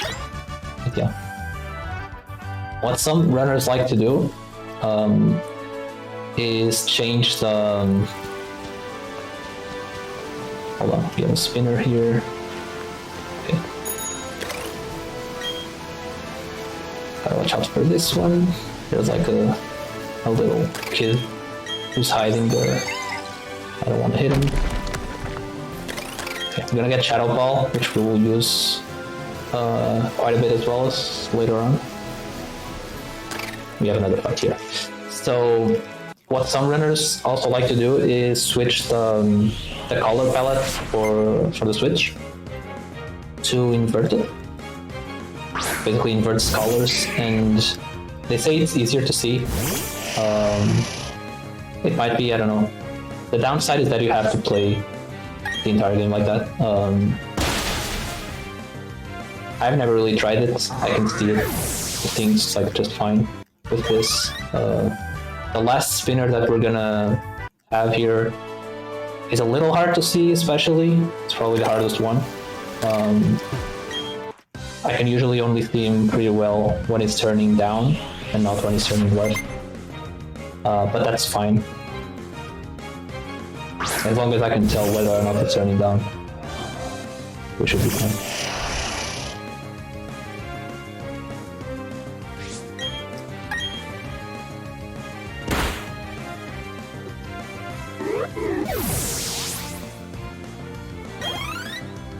Yeah, who needs colors? It looks really freaky playing with...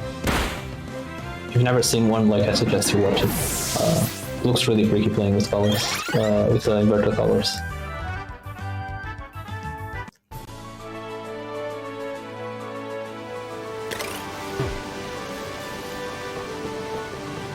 Okay, so he's turning down right now. I'm waiting.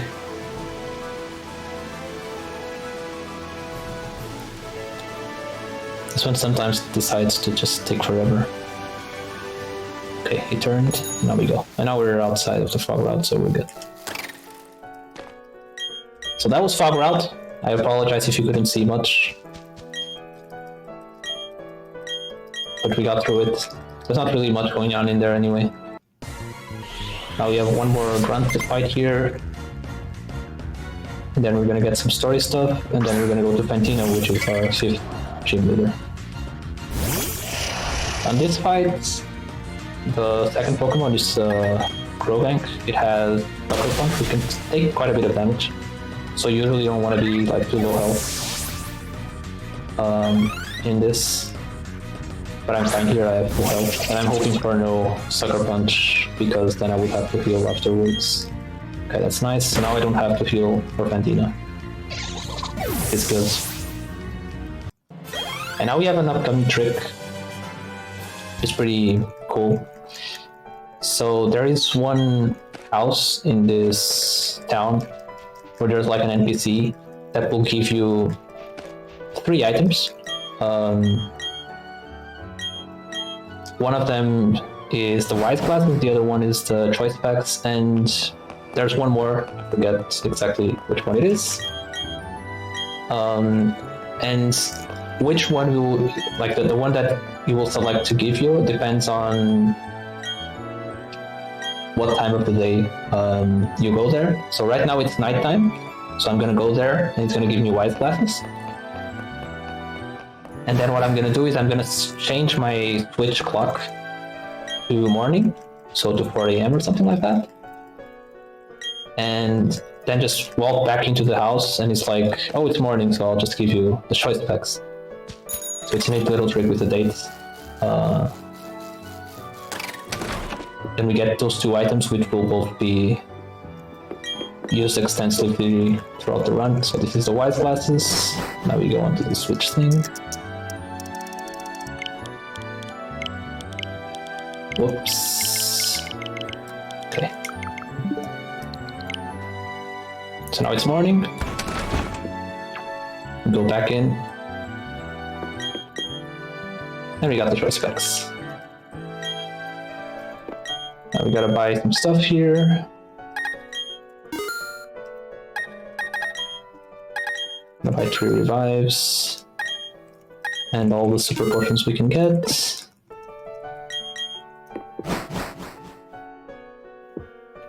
Now, I'm gonna swap the Rostberry to Kadabra. This is gonna come in handy for Fantina now, which is the next fight.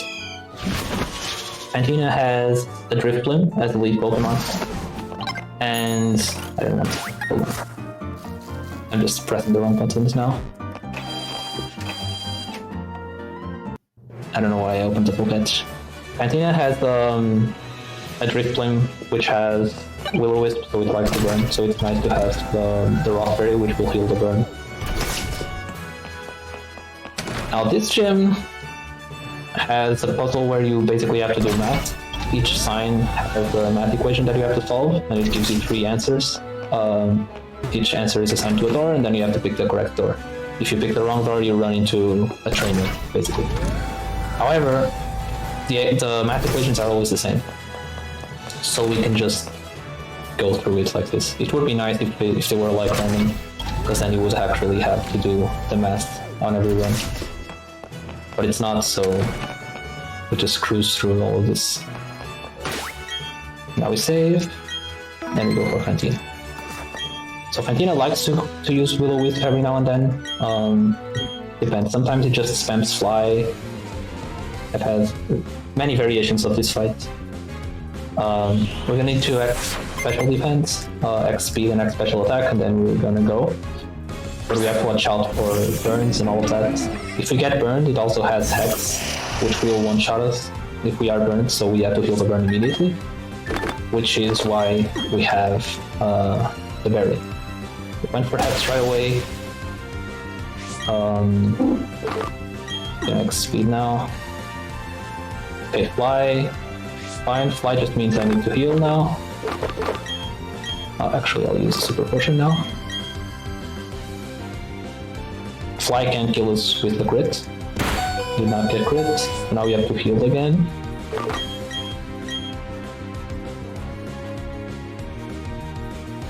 Fly is nice here. Now we just have to act special. And if we don't get crit, yeah, we should be fine now. Now we just have to Side Shock, and we're just gonna Psychic the Gengar and Side Shock the Mismagius, the last one. And that's Fantina. Well, that actually went pretty well.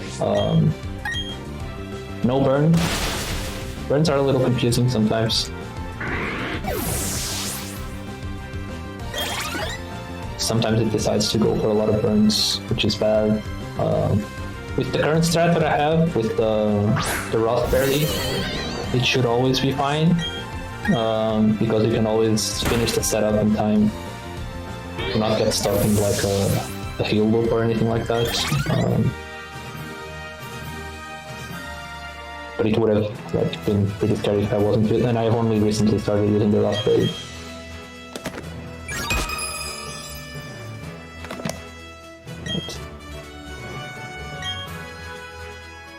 So one thing I didn't explain yet is the items that we have. So you've seen me pick up a few interesting items. One of them is the metronome, the other one would be the choice specs and wise glasses that we just got from that guy. These are basically the 3 main items that we will be using throughout the rest of the run. The metronome basically makes it so that your damage gets better and better every time you use the same move. So it increases, I think it's 20% or something, every time you hit the move. So it can be handy for some fights, like fights where you have a lot of Pokemon, and the last one, for example, is very bulky. You can get incredible damage just by using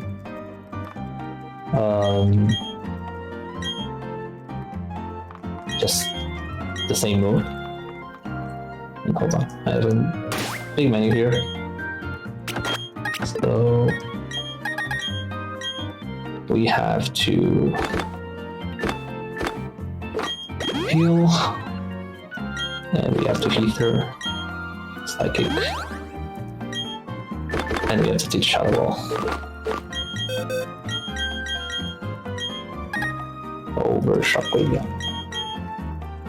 It's one of my worst menus because I never remember exactly what I have to do. Now I have to Super Repel as well. And then fly. And we should be good. Sometimes I forget one of these things and then it's not too big of a deal because the next fight is pretty okay. Like sometimes I forget to Ether. And it's usually fine because I can just Ether in the middle of the next fight. Just not ideal.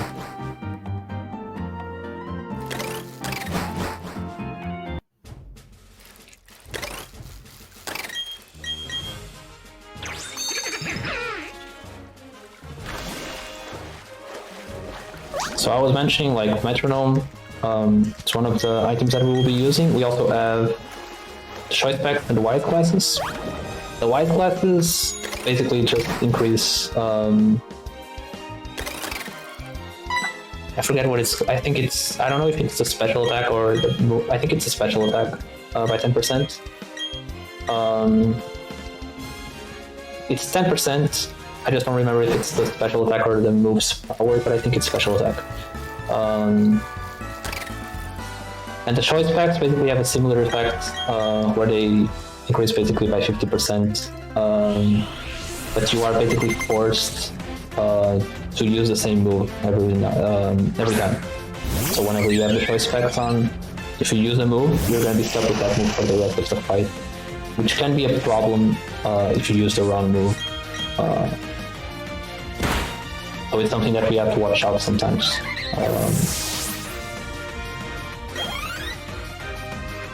But yeah, I forgot exactly. There's a lot of different things that are ultimately used to calculate like the damage of your moves. And yeah, some of these items affect like your stats, some of them affect the power, some of them affect the damage itself, I think. I forget exactly. I think White Class is a special attack. I'm not entirely sure. Either way, you get the idea. So this is a standard fight. Rival 4, one of the easiest fights. You can get basically... You can only get hit by the Terabia, because it has a quick claw, I think. And it also has, I think, quick attack, I'm not sure. But it doesn't kill us, so worst case scenario, you basically take a hit here, and then you would have to heal. We didn't, so we don't have to heal. We just go straight into the next fight, which is the first fight in the next gym, and somehow a fight that you can also die to, which is kind of interesting.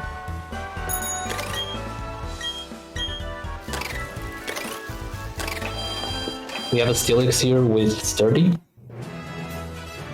And it's a pretty confusing fight because it has two moves that can land you a status condition. It can paralyze you and freeze you, which is pretty bad. So hopefully we won't get one of that. We will probably take a hit and then we'll heal afterwards, but hopefully that's just it. Ice Fang. Okay, we did not get frozen, which is nice.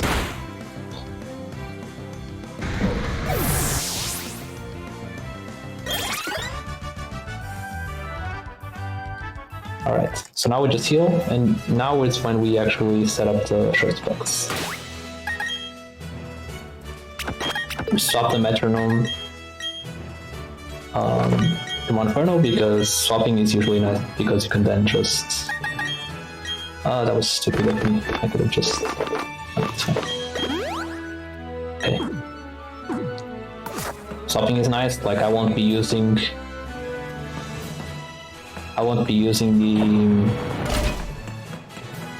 That was a really risky spinner path anyways. Whatever. I won't be using the Metronome on Monferno there, but it's just easier to like swap between the Pokemon. It's very fast. So I'm gonna be swapping items a lot to avoid putting them back in my bag and whatnot. So now we have choice specs, which means that we can only use the same move. We have a Steelix here that's a 14 and 16 range, I think, with Shadow Ball, which should be fine. Yeah, it was fine. We kind of are forced to use Shadow Ball here because we are short spec and we have the Skorupi to deal with.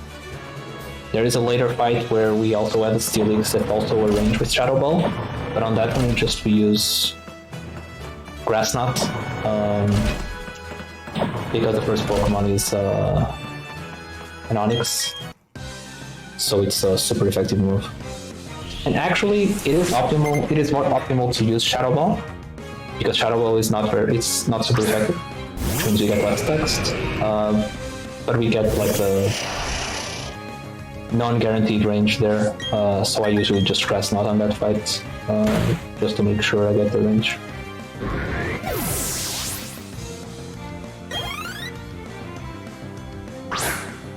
Other than that, this gym is pretty standard. And coming up, we'll have the Gym Leader, which is probably one of the tougher fights in the game as well. Especially with the current strat that I'm using. There is a safer strat that I will not be using because I didn't have the time to introduce it into my route yet, but it should still be fine.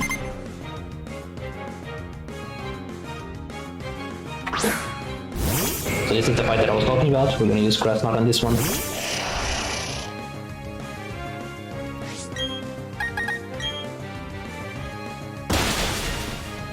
Then we have one more trainer before Byron, which is the Gym Leader.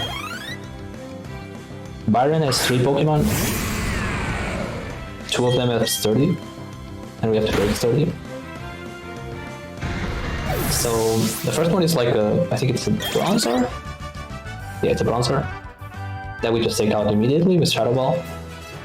And then what we're gonna do is, I mentioned earlier that we kept the battle style to switch. We're actually gonna use that with Monferno. We're basically gonna switch to Monferno on the second Pokemon, which is a Steelix. And then we're going to use Mach Punch, because it's a priority move, to basically break sturdy. The Steelix is going to kill Monferno. And then we just switch to the Kadabra, and we finish it off with Grass Knot. Kadabra would die immediately to Steelix if it got hit, but it does not because we are faster and because we already broke sturdy. And then the last one is the scariest one. It has a Basculon. A Basculon has to crit us, which is pretty bad. There's 3 chances to crit us. We're gonna revive and save. It has, so the Basculon has one move that's a high crit move.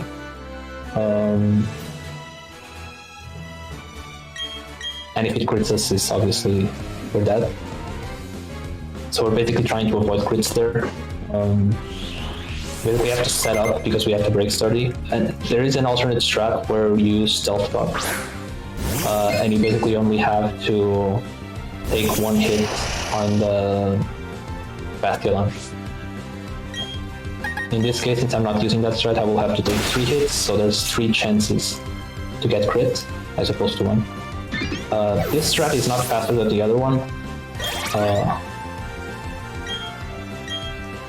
It's basically the same. The other one is just slightly safer.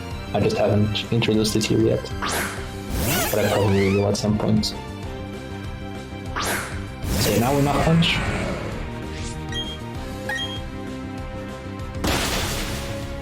He's gonna Earthquake, and now we switch back to Kadabra.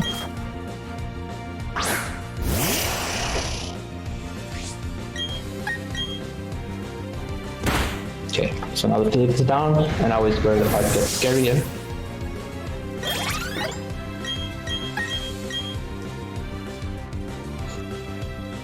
We're gonna act defend first. Then we're gonna Grass Knot, the next special, and then Grass Knot again. We might have to heal in the middle. We'll see how this goes. Depends on what he uses. Stone Edges. Pretty bad. It's the high crit move that I was talking about. It did not kill. Which is nice. We'll just heal. And he crit again.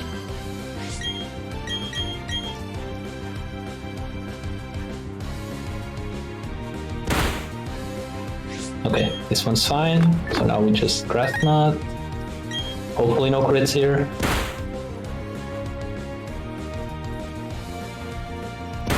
Okay, that's nice. Oops. Okay. Now we have to heal one more time.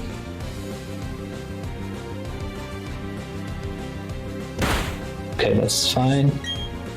React special. Hopefully no crits here. Okay, we're good. So that was a little dicier than I would have liked. But we got through it. We did waste a lot of energy roots. Which is something that I'm not too much of a fan of, but we'll just have to power through it. We still have a lot of super potions. I think we should be fine for the most part. I can be a little conservative with the energy roots later.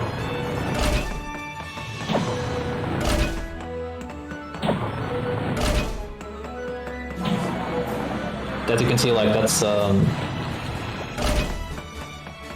we got unlucky with the fact that we got 2 crits, but at the same time it was kind of lucky because the crit happened when I was at full HP. If they crit me when I wasn't at full, I would have died, and he could have. So it's a good thing he didn't.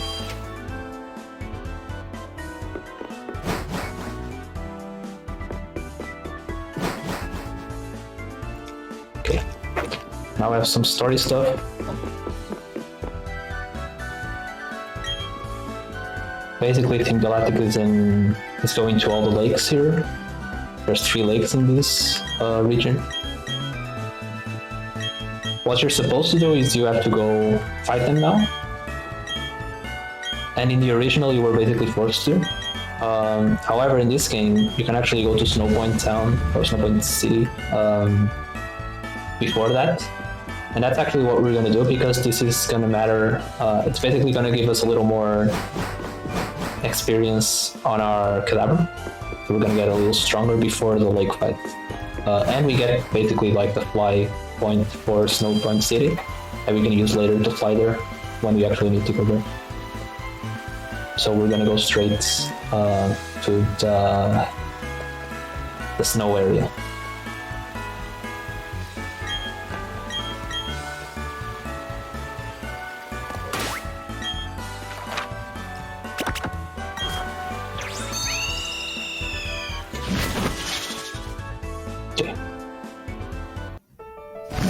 I have another menu that okay. Up until yesterday, I've never, ever entered this house, and now it's been twice.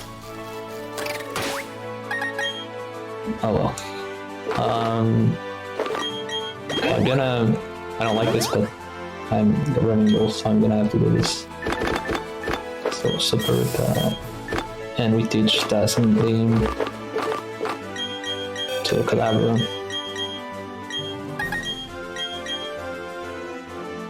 And now we're going to change the battle style back to set.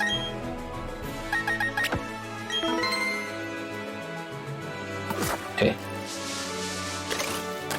Right.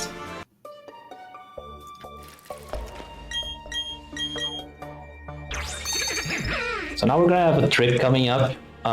You'll notice I have the Poketch open. Basically, I want to track my steps. This is gonna come in later. I'll explain it in a little bit, but basically, we want to know when the repel is gonna wear off. Super repels basically last for 200 steps, and so if you know what step your last repel, so it was 94, so even 94, which means that the next repel, or this repel that I'm currently using, is gonna stop when I get to 694 on the poke edge. And this is important because of a little trick that we're gonna have to do in a little bit.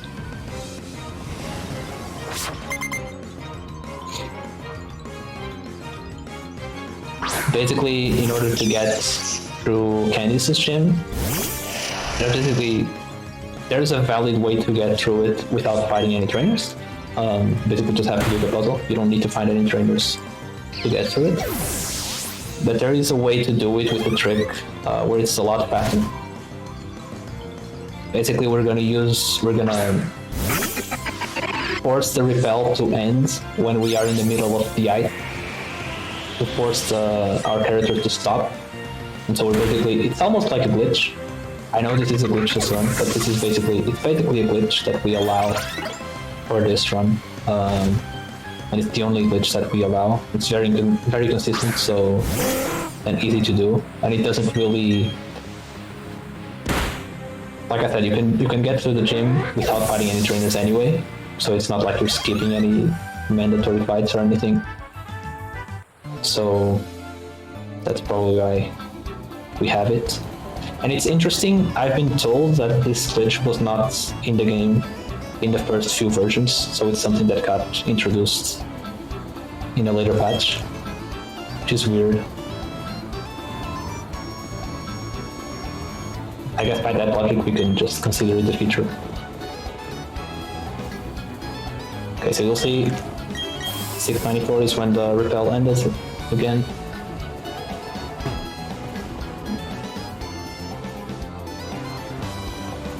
Yeah, it took such a little, 2 stations, but whatever. But yeah, it's gonna be in a little while. We're opening the Poketch now, but it's gonna be a while before we actually use the trick.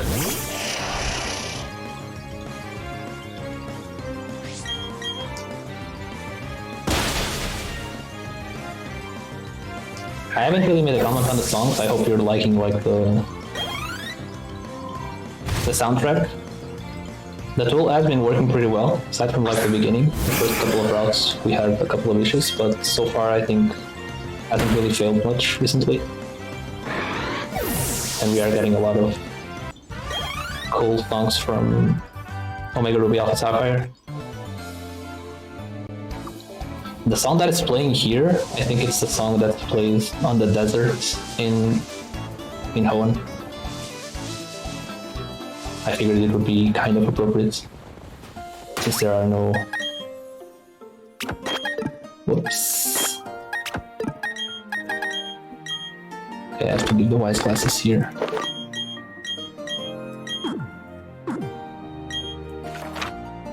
And go to those. There's basically no theme in Hoenn. But like, the Furyst soundtrack can be mapped pretty well to this game, I would say. For the most part, there's like an appropriate theme for everything.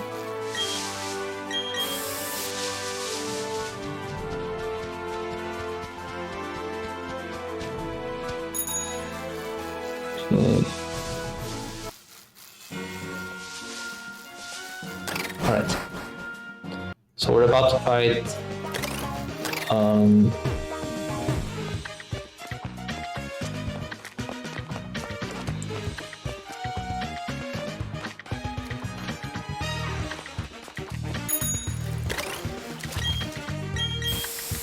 we're about to fight Saturn. I think it's the first time we fight it.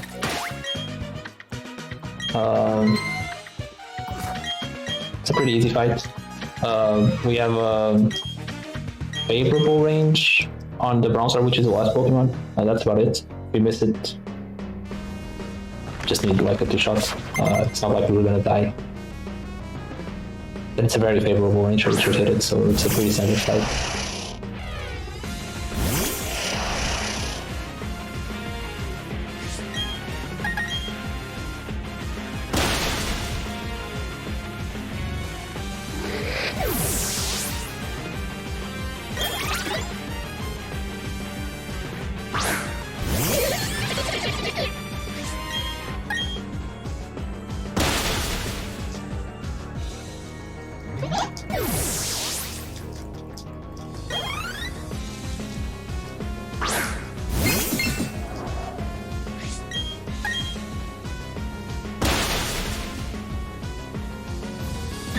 Right, we got the range.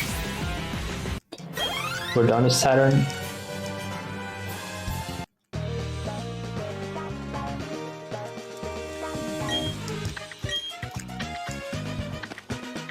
We are gonna swap our trace specs back to Kadabra. This is needed for the next fight. And we're gonna fly to Twin Lift Town. And we're actually gonna have a pretty neat optimization here. We're gonna heal our Pokemon at Mom. It's very fast. And we need it because we have a double fight coming up.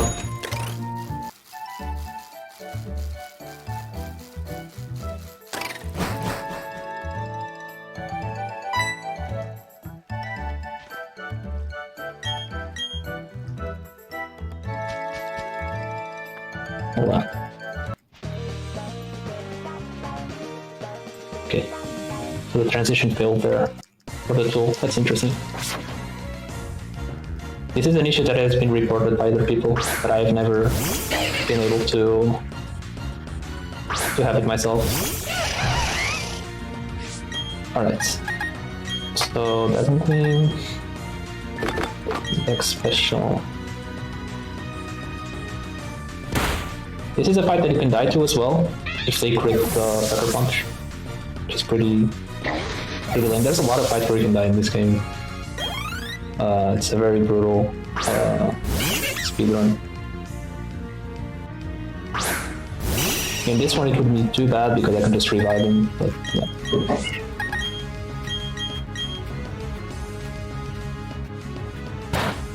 Okay.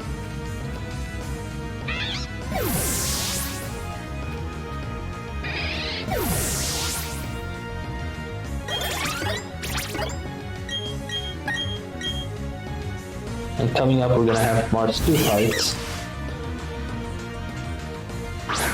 which is also usually a standard fight. The only thing that can happen is getting crits. We're gonna get a Sucker Punch here, probably. Yeah. Okay, we did not get crit, which is nice, but we have to heal. Sometimes it doesn't go for Sucker Punch, which means we don't have to heal afterwards. It usually does.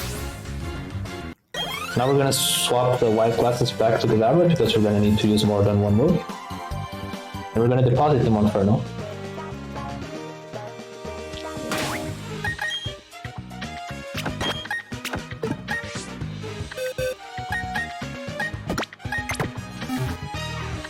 And now we are gonna heal. Again, I'm gonna use Super Potions again because I used a lot of energy with it earlier. Gonna use a rare candy here. Gonna save. I could have saved closer to Mars, but whatever. And these guys, I don't know what they're doing, but we can just surf past them. We don't actually have to fight them. We can just surf behind the grunts and go to the fight. I find it hilarious.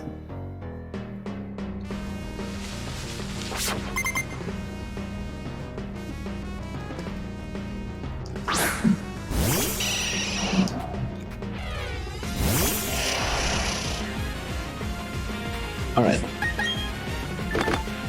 So the X special is gonna U-turn here. Okay, we didn't get crit, so we're fine. X special guarantees basically that we just steal everything here. We're also faster than everything.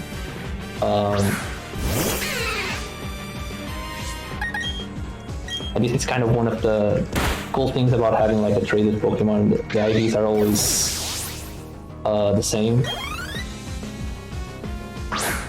So the Kadabra is always going to be the same one, which makes the run very predictable. Like, I'm pretty sure like we outspeed here, but early we barely outspeed it, which means that depending on the IV, we would have to do different strats if this wasn't the traded Pokemon.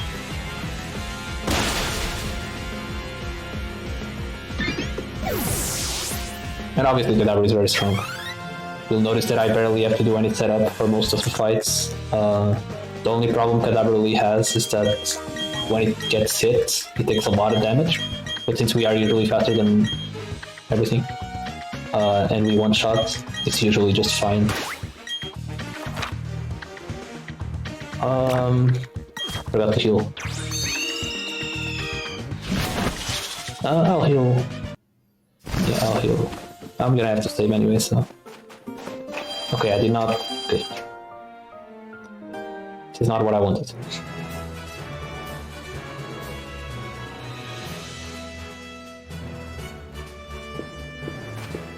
I'm wasting a few steps here. Okay. So now it's where the trick will come in. You'll remember it was at 94 that the repel will end. Actually, I should have waited a few more steps, but that's fine. Gives you time to basically understand the trick. Basically what I'm going to do is I'm going to end the repel at a very specific spot. It's going to be here. And I can just move here, which is very nice. So if you want, you can call it a glitch, but it's whatever. We allow it, so. That's why we need the Poketch. Now we can remove the Poketch, we will remove it in a bit. But now we have to fight Candice. This is the Ice-type gym leader. Also a very simple fight. The Sneasel, which is the second Pokemon, outspeeds us. However, he usually decides to go for Avalanche, which is a minus priority move. Which means that we end up just taking it out before it even has a sense to attack us. Oops. Okay. Yeah, it is a pretty cool skip.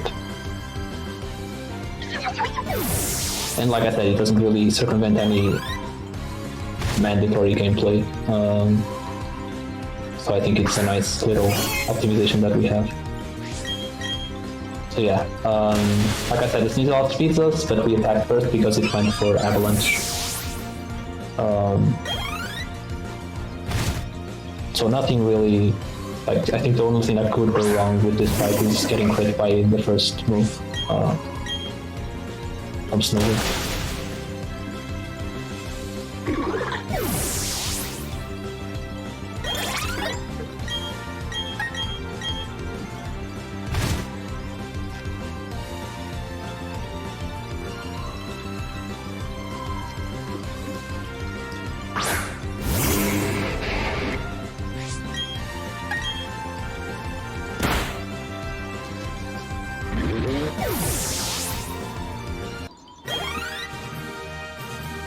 Alright, we're done with Candice.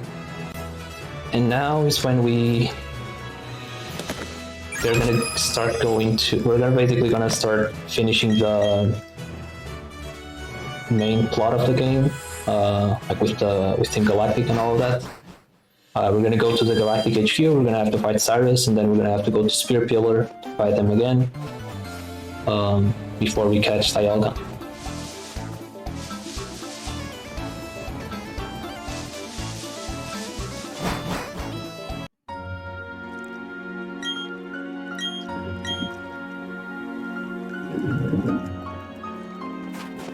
And by the way, if my hosts want to say anything, like mention any donations or incentives or anything you want to talk about, feel free to do so and interrupt me if you need to, because I've been talking for a while.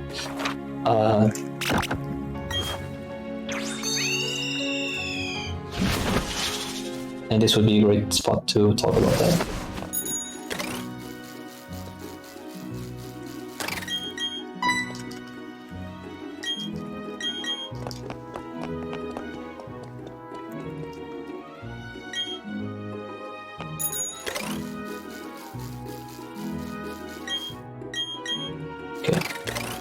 Now we get rid of the Poketch.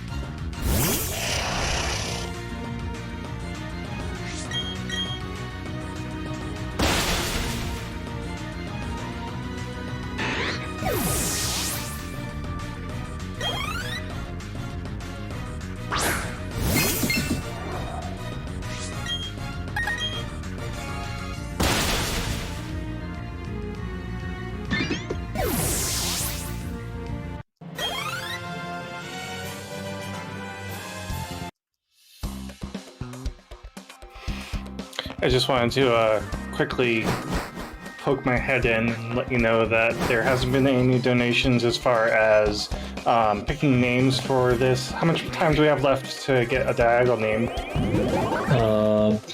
Probably half an hour or so, maybe. Yeah, so chat, if you want to get a name in, it's not going to be too hard. Get $1, $2, whatever, and you'll get to choose Dialga's name. Don't wait too long to try and snipe it.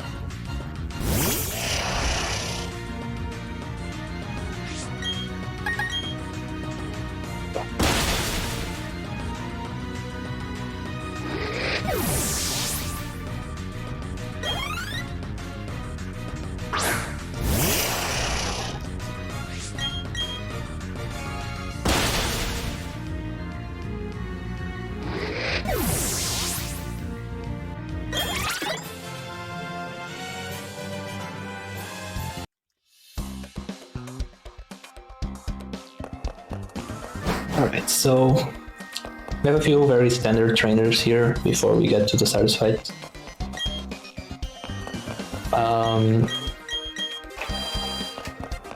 Basically just have to worry about optionals. We're gonna have a double fight coming up, so we're gonna need to withdraw Monferno. And we're gonna have like a bed to heal. So that's also nice, we get a free heal.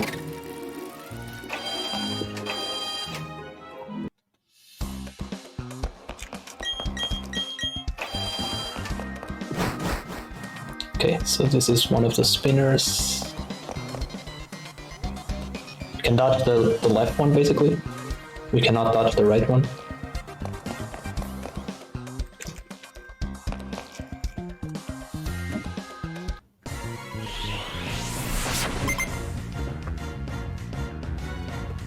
So after this fight is when I withdraw the Monferno. It's very weird that they just have a bed in the middle of the HQ where you can sleep in. But oh well, especially since you're a kid. Seems all kinds of wrong to have a bed there, but alright.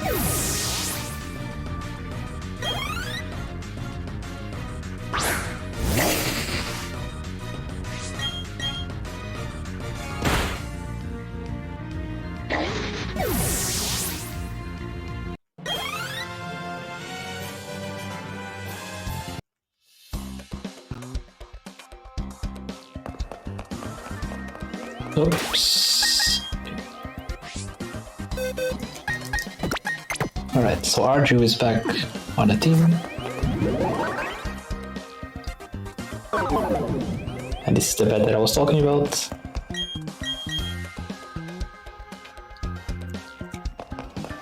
Okay, we're gonna get a full restore here. This might come in handy later for one particular fight. We're also gonna buy a bunch of full restores in the end, like for the Pokemon League, but this in particular can be useful for one of the fights later, before we get to buy actual full restores. Yeah, this is usually a very standard fight as well. We'll just power through that with Dazzling Gleam. Dazzling Gleam is a very strong move because, well, it is a strong move and it can target 2 Pokemon at once, which is very handy for double fights in this game.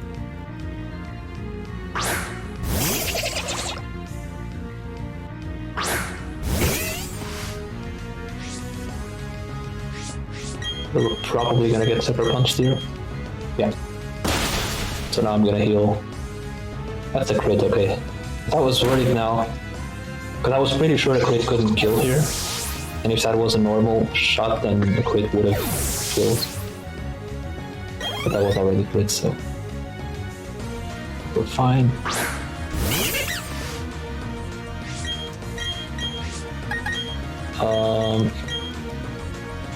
Yeah, I'm gonna have to Super Potion again afterwards, but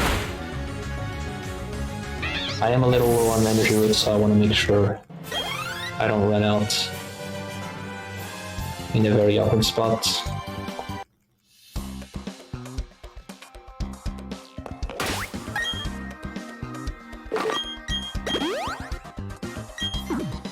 Okay. So we're gonna take a small detour to get a couple of items here.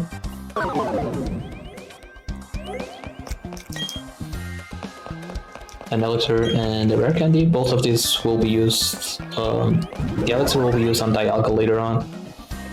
The rare candy will be used on Cadaver soon. And now we have the Cyrus fight. The first Cyrus fight is pretty standard. There's not really all that much that can go wrong. I am gonna save, but I don't think I've ever died here, or even kind of close to dying. There's a range on the Sneasel, which still has Pokemon. But if you don't get it, it's fine anyways. It won't really kill us. The second Cyrus fight, which is the one on Spear Pillar, that's the one that we have to worry about.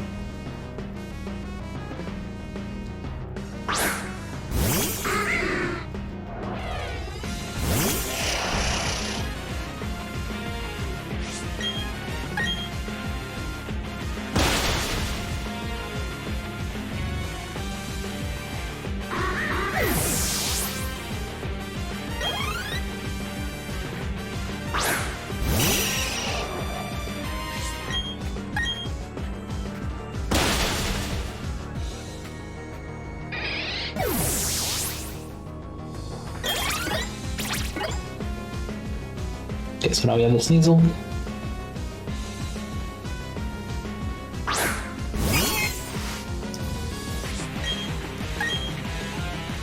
He's also faster. Okay, but we got a range, which is nice. And it did not attack us, so we have full health, which means we don't have to heal after the next fight. This is a weird point in the game. For some reason we're fighting Cyrus here, and then after Cyrus we fight Saturn, like immediately after. Doesn't really make sense to me why we're fighting like the boss and then he's laggy, but that's just how they made it. I'm not really sure.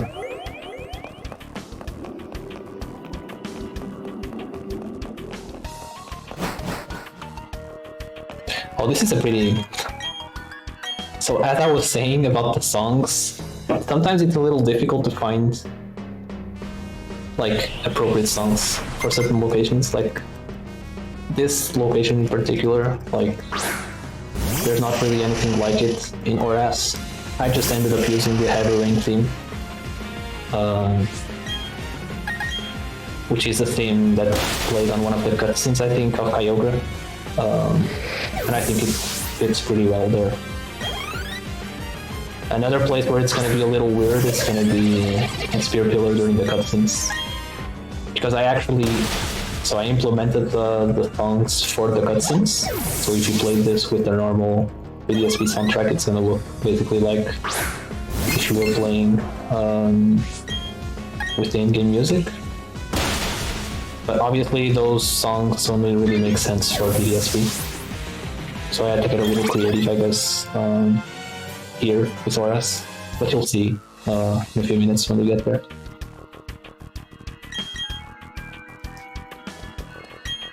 Alright, so we got Saturn. Saturn is incredibly straightforward.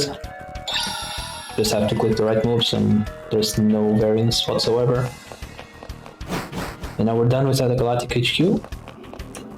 Gonna exit, gonna repel, and we're gonna go to Oreburgh City so that we can go to the Mount Coronet to go for the Spear Pillar section. It is one of the scariest sections in the game, especially for a marathon, because we're gonna have two fights that we're gonna have to do them back to back, and we cannot save in between them. So losing in the second one means we have to do the first one again, and it takes a while. Neither of those fights is friendly, so hopefully we'll be alright. I haven't died to Cyrus, which is the second fight. I haven't died in a while there. So hopefully we'll be okay.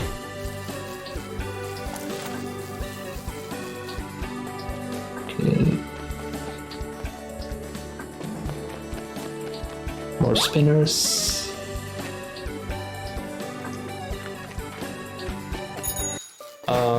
The bike was unnecessary.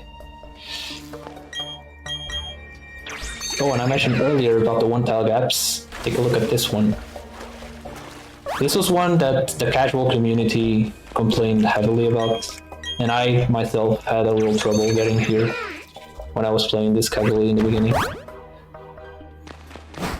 They really shouldn't have kept the one-tile gaps.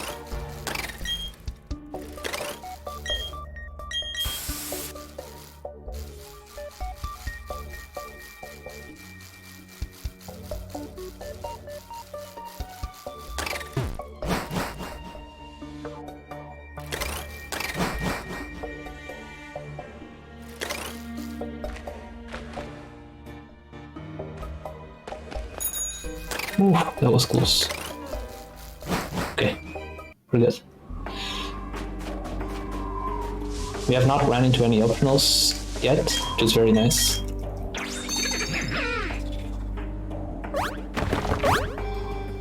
Would be fine if we did, but it's nice not to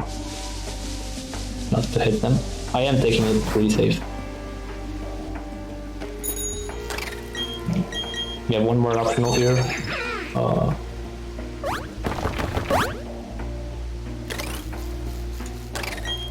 Okay. Not sure I did that correctly. I think I did actually. It was very sketchy, but yeah.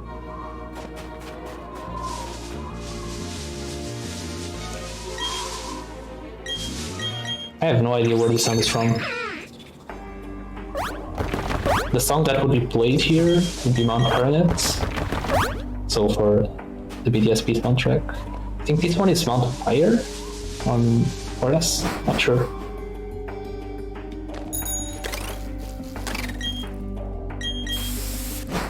It's probably something that makes like some sense. I don't know.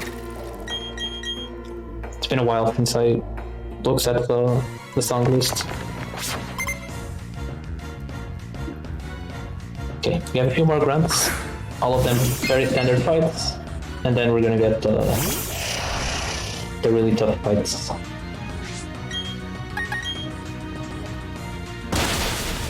So there are two big fights. The first one is Mars and Jupiter. It's a double fight, and the reason it's tough is because you have to do it with your rival, Barry. And actually, the problem is Barry. If Barry wasn't in the fight, it would be like a cakewalk. It would be really, really easy. Literally, like if you did the fight 1-on-2, it would be easier. But with Barry in the fight, it's gonna be targeting the enemy Pokemon, and this can lead to basically like having a weird fight where you're put into situations where you can die, or it's usually difficult to like you really lose the fight. But it's very common, for example, for Cadaver to die and you have to revive him, which is bad. Yeah, and then after that, we're gonna have to fight Cyrus for the second time straight away. And Cyrus 2 is usually okay, but it's again one of those fights where you get crit at the wrong time and you're dead, and then you have to do Mars and Jupiter, or M and J as we call it, again, which is really bad. So, especially for a marathon, like I said, because dying in a fight in the marathon is usually fine, but in this one it's especially costly because it's quite a bit of time that you lose. And it's actually the main reason why the estimate is pretty conservative. Because if you die twice, for example on Cyrus 2, that's over 10 minutes of time loss. Okay, my takeout is nice. I think I'm still full health, right? Let's check.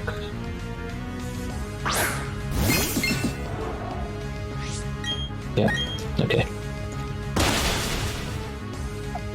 Yeah, hopefully it'll be fine. And after those two fights, that will happen. So I'm gonna, after this fight that I just finished, I have a double fight, very quick one. And then I have those two big fights. And after those two big fights is when we catch Dialga. So if you want to name Dialga, be sure to get your donations quickly. Otherwise, I'll just name him whatever. I don't know.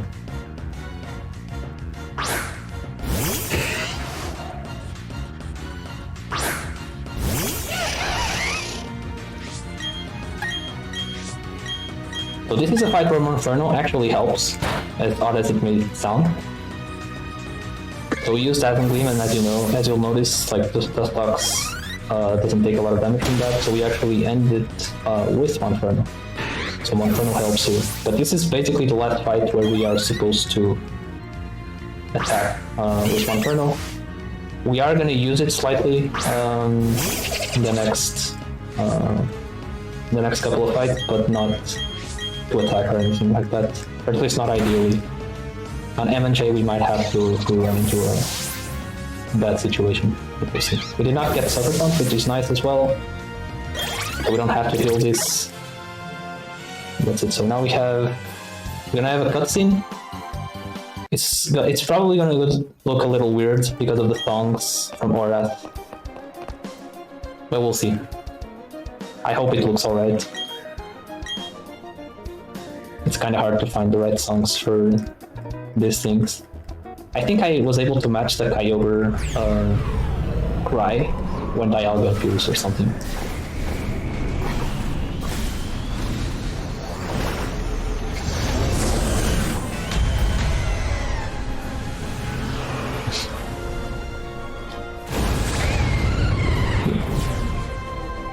Almost there.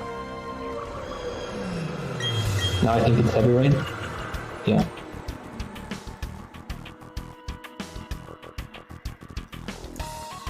Okay, so now I have a menu, and I really have to save. Cannot forget that. I'm gonna give 2 rare candies to Kadabra.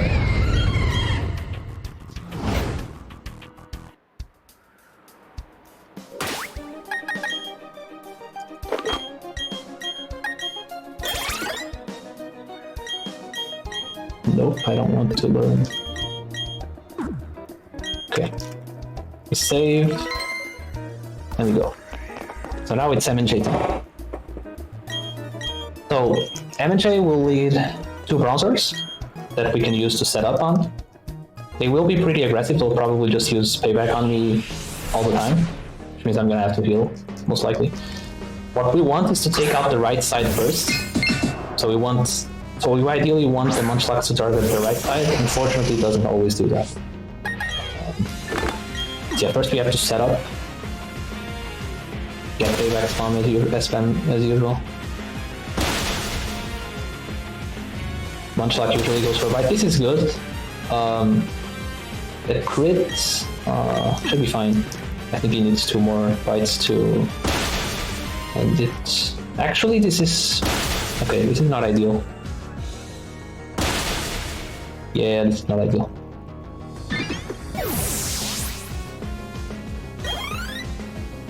This is... That's a new one. That's something that never really happened. I think I'll just take the death. Kadabra is gonna die. Maybe not here, but the next one for sure. Unless he paralyzes him. Okay, good. Okay, maybe there's a chance. So now I just take this, I just Psychic the Perugly and hope that the paralysis prevents payback. And if we don't get any payback, then we can heal, and then we end it. Okay, good. So now we heal. So this actually was a nice fight. Actually, I think I didn't... Yeah, I missed one X special because the Munchlax got a crit. So I had to... So this one, I don't think it will be a one-shot. But it should be fine. Oh, it is. I got a crit, okay. This wouldn't have been a one-shot. I think it would have been a one shot if I was at +4.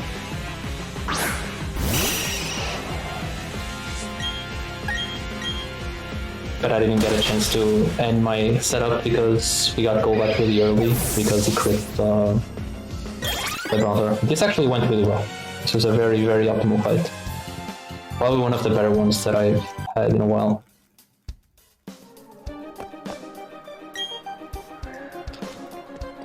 Okay, so now as you can see I can't save, and we're gonna have to fight Cyrus right away. But that's the thing with M&J as well, like, there's always something new that's gonna happen. It's really interesting and terrifying at the same time. It's not really a fight, like I said, it's not really a fight that's easy to lose to, but you can like lose a lot of time, depending on what happens. And it's all because of Barry. Because if you were 1-on-2, we could just set up, heal, and then take our time, like to just take out every Pokemon, especially since like they have 2 Bronzors in front, which aren't very good.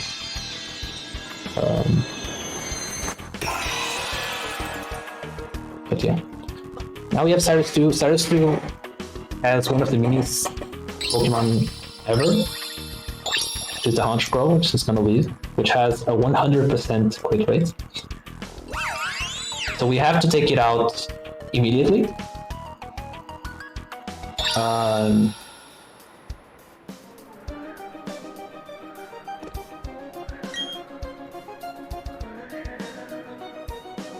So we're gonna use Dazzling Gleam on the Honchkrow.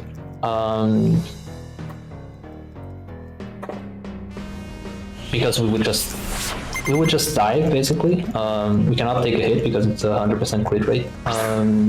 So we have to kill it right away. We cannot set up on the Honchkrow.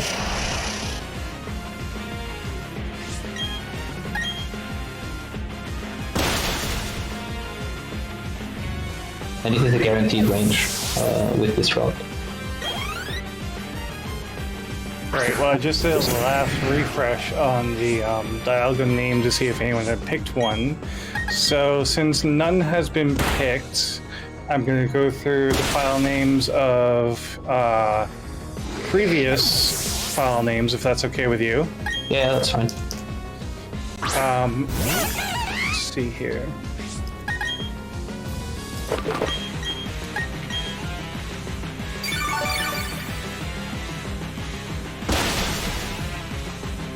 FYI, the Kadabra dying there was planned.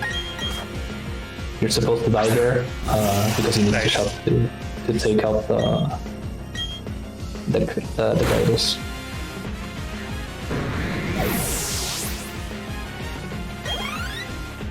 And now we have a double fight. We're gonna go for Psychic here and hope he goes for Tailwind, which he did, which is nice. You can go for U-turn sometimes, which makes the fight a little more confusing. But it's good, and now we just have to use the next special. And then that can win the Weavile. Depending on what he does, we might have to X-Defend. We're probably gonna have to X-Defend, but we'll see. He goes for Dig here. We're fine. Okay, it didn't go. He went for Fling, so he's gonna go for Dig now. So now we have to X-Defend. It's gonna dig. And now we detonate and hope no crits. Yeah. Okay, good. We got to the toughest part for a marathon run. And now is when we're gonna catch Dialga. So do we have a name? Let's make it Lunk. How is that spelled? L-O-N-K. Okay. All caps or? Yeah, all caps. Oh, I remember. Okay. I remember what that's from. Mm-hmm. Did that not get a win? Because that was, in my opinion, the best name for that particular incentive. Yeah, that did not get a win, which is why I was like, well, someone did bid $1 towards it, so let's get it in one of the runs, right? Yeah.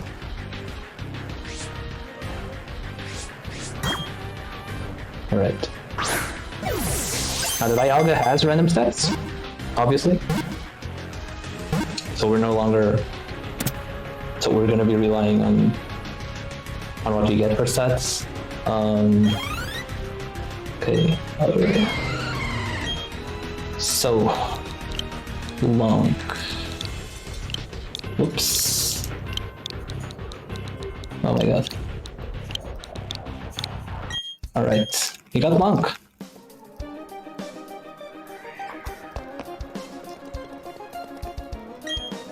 Alright, we have Dialga. We're gonna be paying attention to the stats. It's not gonna matter too much. Mostly, basically, what's gonna matter is the speed for a couple of fights later on. But now we have kind of a big menu here. Hold on. I'm gonna deposit Monferno, and that's bye-bye Monferno.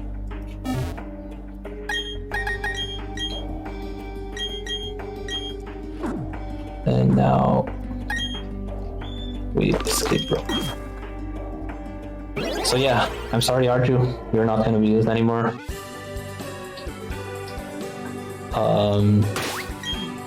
From now on we're only gonna rely on Calabra and Lunk. Mostly on Calabra. Dialga will be here to get the experience basically. And then we will switch to Dialga near the end of the game.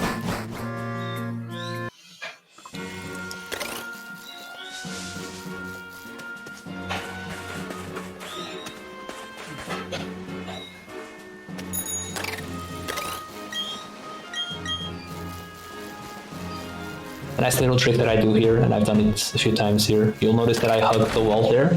This is to keep momentum with the bike. And also we're gonna heal our Pokemon here at the inn. But basically it keeps momentum on the bike, which means that then we can just keep going at full speed to the right as soon as the trainer moves the other way. Alright, so I ran into 10. They're catching up and then all of a sudden it's almost 5.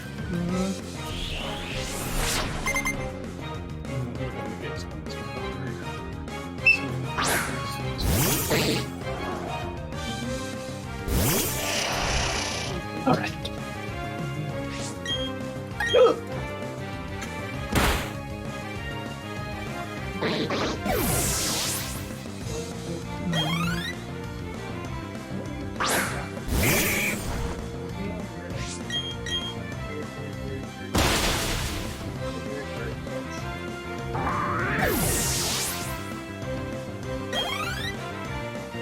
Alright, so now we have Choice Specs on again, which means we have to be careful about the moves that we use, otherwise we'll be stuck.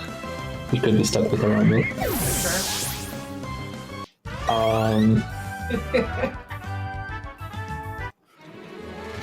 And yeah, there's not a lot going on in this part of the game. I would say this is probably the most boring part of the game. It's basically like just before the Elite Four. You have a bunch of fights that we have to do, but they're all very standard. There's not really a lot going on. It's like the calm before the storm, I guess. Because then the Elite Four, it's gonna get More than just pretty crazy. practically your whole body like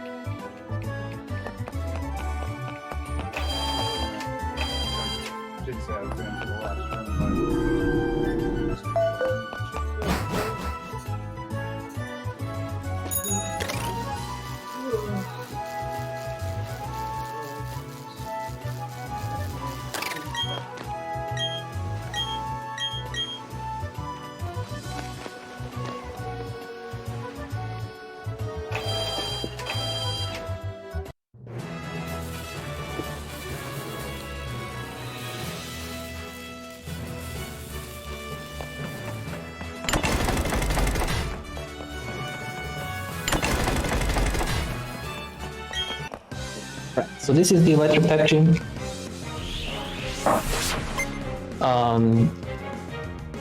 It is the electric type gym, but there's a lot of Pokemon that are not the electric at all. This is one of the problems with this game. Happens a lot. A lot of like the gyms and like the Elite Four as well, they have Pokemon that are not really consistent with whatever typing they should have. The Steel type gym also had like an Isomerial. It's crazy. This one also has a bunch of, it has a Steelix, there's a Bibarel, there's, what else? There's a Mr. Mime here. So yeah, there's a bunch of Pokemon. They don't really match the typing of this gym. Not really sure why that is. I guess there weren't that many electric types maybe. I can understand, well, one of the Elite Four members is a fire type member. He's a fire type Elite Four member. And there are only 2 fire type Pokemon in the entire game. And he has them obviously, which means that since he has 5 Pokemon, he has 3 other Pokemon that are not really fire type. I'm not really sure why they made an Elite Four member of that type with these few Pokemon. But yeah, that's like the worst example they have. Now we have a couple of spinners that we have to go through next. One of them we do not want to hit him. It's a trainer with a Pikachu costume. It's like a little kid here. Okay, good. And now this one, I'm hoping not to hit him. Okay. This one is a trainer that I always YOLO because you have to pass through him 3 times. He only has 1 Pokemon. Which means that if you YOLO him the first time, even if you get hit, in the end you're not really wasting that much time because the next 2 times that you have to pass through him, you can just go because you've already fought him. Now we have a Raichu, which is a 14 and 16 range.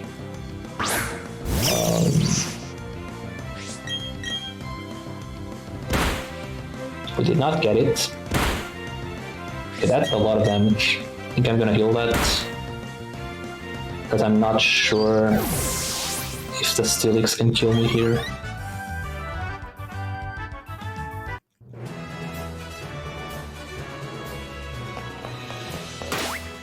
Nope, not this. Okay.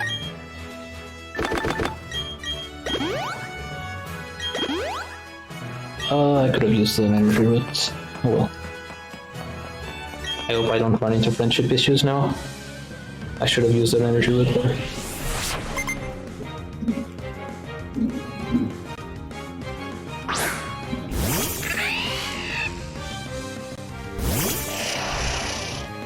So this has a Luxio and a Bibarel. We have to use Psyshock here because of the Bibarel.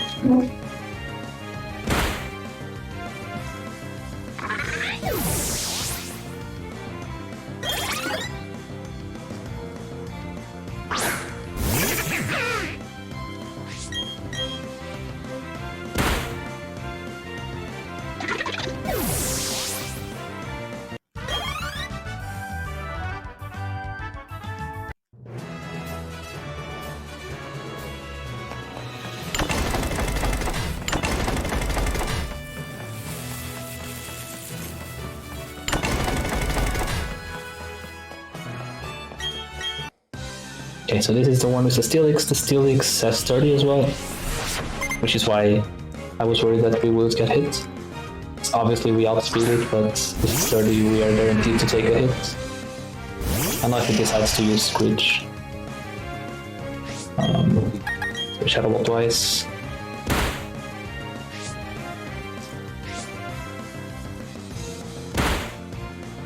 Okay. Thunderfang is not ideal because it can paralyze us.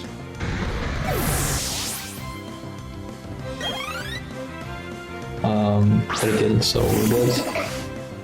And now we get him. And now we're gonna go to Falconer. For Falconer, we have a bit of a weird, a bit risky strat, I guess. It's actually one of the fights that's different between Brilliant Diamond and Shining Pearl. And I'm gonna yellow this again, as usual. And I did not get punished, which is nice. I do have to heal here. I'm gonna use an energy root even though a super potion would suffice. Because I'm worried about friendship. And we're gonna go. So for this one, we're basically just gonna use Psychic on everything. The first Pokemon is Raichu, and it's gonna use Volt Switch a lot. It's gonna Volt Switch right away. But we're still gonna use Psychic because the Pokemon that it's gonna switch to is gonna die to our Psychic.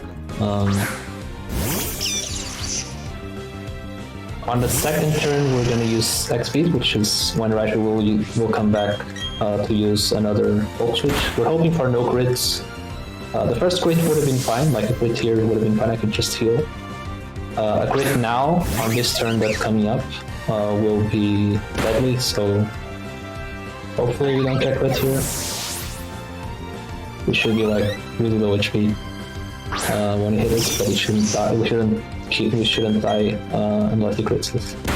Okay, did not crit us, which is nice. And actually, I just messed up.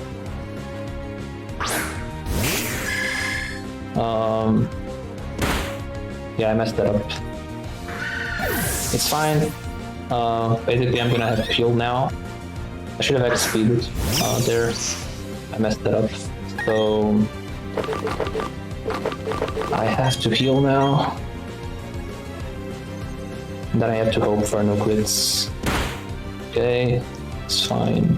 Actually, I'm not sure if this is fine because now it's gonna have the Luxray. I'm not sure if the Luxray can kill us. Hopefully not. I've never done this mistake before.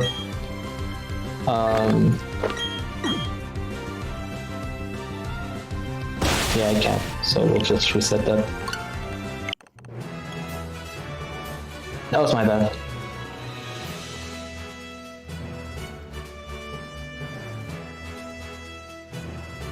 So basically I would have had to X-speed on the second turn, which is when the Raichu shows up for the second time. And then I could just Psychic everything because at that point I'm faster than the Raichu, so even the Raichu would die. In this case, since I didn't X-speed, the Raichu would have always been faster, so I had to heal. But yeah, it didn't work out because he Volt switched again, which meant he went to the Luxray, and then Luxray kills us with Crunch. So let's try that again.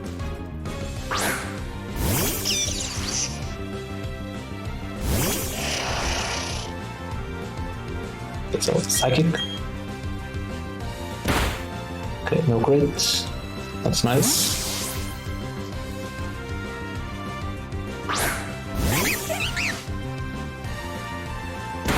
I mean, we could have still recovered that because we have Dialga, but I'd just rather do it like this. Okay, hopefully no crits here. Okay, that's nice. Okay, now the fight is done. I actually forgot I had Dialga. I could have just ended with Dialga. Or I could have revived. But yeah, now we're low HP, but we're faster than everything, so we won't have any issues.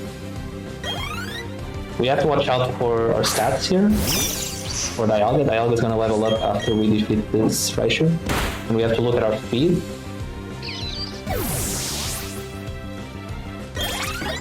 Okay, so we have good speed. We have very good speed, actually. Which means that we get to save 2 turns during the Elite Four. Because we only have to X-speed once on a couple of fights instead of twice. Okay, it wasn't necessary. But yeah, we got through Volkner. A mistake on my end. But it's fine. It's not too costly. And we got all 8 badges now. So now we're ready for the Pokemon League. We have to go through the victory road first, as with any Pokemon game. Yeah, the victory road is a bit involved. There's not much, like in terms of, it's not really a hard section, but there's a lot of fights in it. They're all very easy, but there's a lot of fights, so it takes a little to get through. Probably my least favorite section in the game, or speedrunning, that is. And this is Jasmine. You may know her from the Johto region. She's a gym leader there. No idea why they put her here, but she was also here in the originals. And yeah, so now we're gonna heal.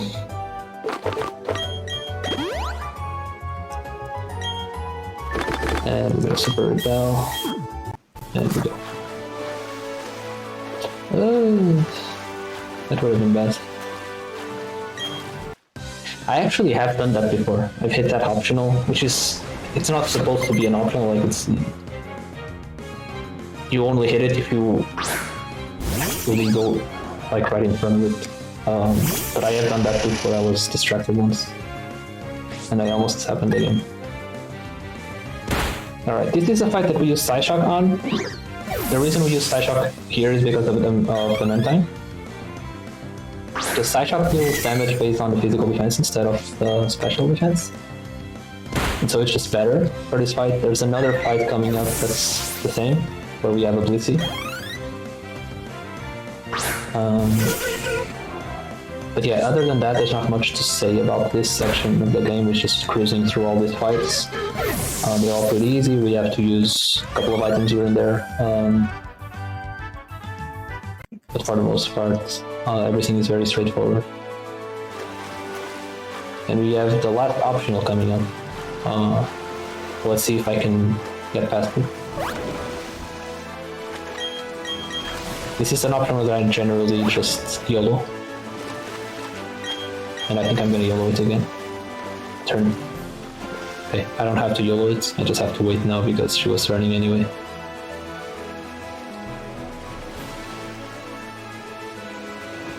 There we go. Okay. So no optionals during the entire round, which is very nice. That was the last optional that we could potentially hit in the round. Everything from this point is just required trainers.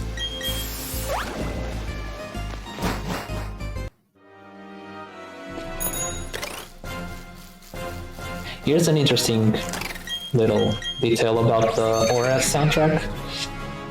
In Oras, the song that is used for like the Pokemon League, or inside the Pokemon League, when you're like in between the fights, is the same one as the one used in Victory Road, which is not something that you have in this game. In this game, there's a specific song for Victory Road, and then a song that would be for the Pokemon League. So I basically have to use that song on both here.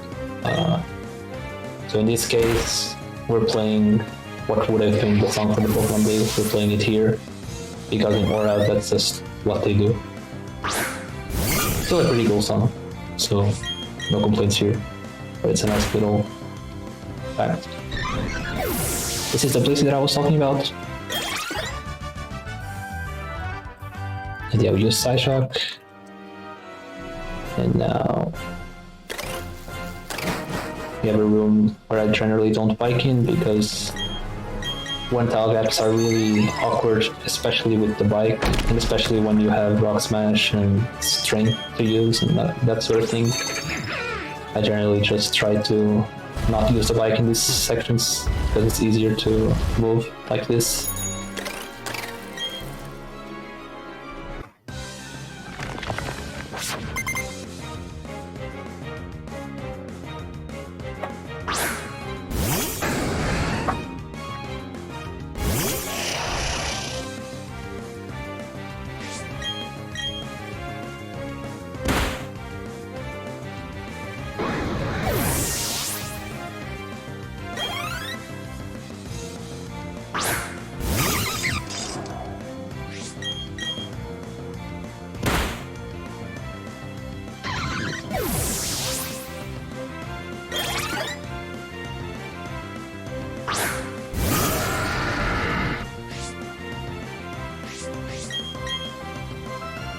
one very cool thing about this game, that I don't think any of the other games had it, is that you can actually see all the Pokemon. And actually, like, in order to unlock a part of the post game, you need to see all the Pokemon in the Sinnoh. It's really cool, and you'll notice, like, in a lot of these tournaments, especially here in the Victory Road, they have a lot of unusual Pokemon, precisely because of this, so that you can actually see them all. There's even like an Empoleon here, for example, and the Torterra.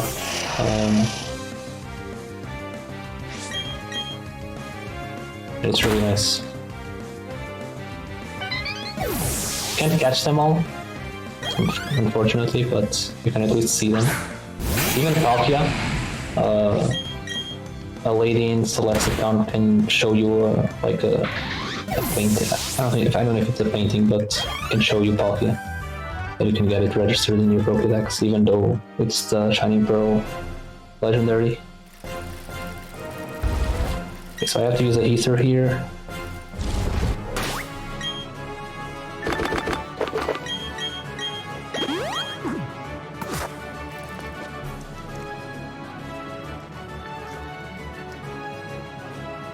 And we keep cruising through. This character has quick attack, I think. Very hardly ever uses it. And we're actually about to finish the Kadabra section. We're almost, so we just have... Okay, and now we use this quick attack, obviously. Doesn't really matter. We're not gonna heal anyway.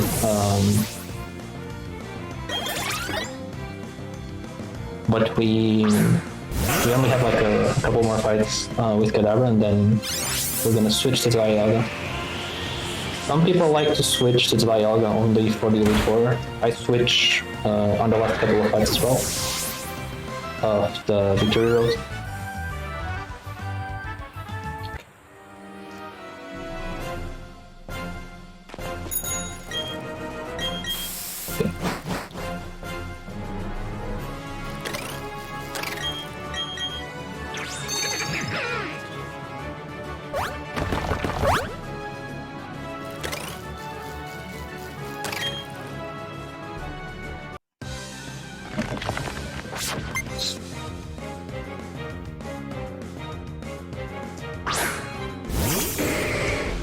Oh, and there's a trick coming up that I won't be doing it. Well, I'll try to do it, just to see if I can show it off, but it'll probably not happen. There's a trick you can do in one of the next trainers. There's basically like a one tile gap between water, and if you're in the water and you go into the one tile gap and then you try to surf right away, the one here, like on top, you can actually go into the next water before you proc the trainer fight, which means you could potentially skip it. I didn't get it because it's very hard to like, it's very precise, like getting that, but you can go to the other side without actually fighting the trainer. We don't allow it in Glitchless, so if you go to the other side, you have to go back and fight the trainer. But it's a pretty neat little trick that ends up not being really used anywhere because the game has a lot of bigger problems that are exploited. Actually, something that I didn't mention, like if you've never watched an any percent run, like a glitched any percent run, I strongly recommend you to actually watch it because this game is incredibly broken. In a way that we haven't really seen in the past few Pokemon games. To the point where the game, like the current world record for any percent with glitches, is under 15 minutes. So compare that to the current world record of Glitchless, which is like 3 hours and 18 minutes or 20 minutes, depending on the version. It's a big difference.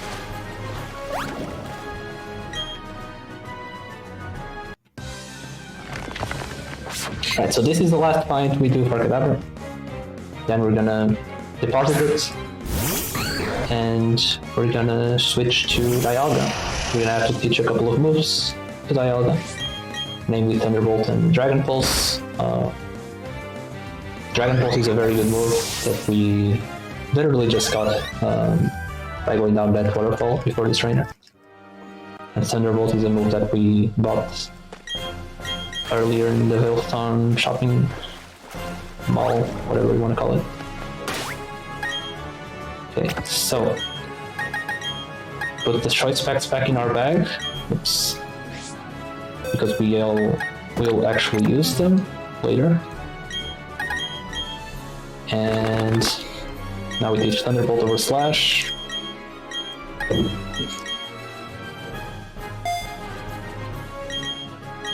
And then Dragon Pulse. Dragon Pulse is a very, very good move. We will use it extensively throughout the Elite Four, as well as Flash Cannon. This is basically where Brilliant Diamond and Shining Pearl diverge in terms of routes. Like everything up until this point is pretty much the same. There are a couple of changes here and there, like for example the Volcaner fight can be done with Palkia, and it is done with Palkia in Shining Pearl. But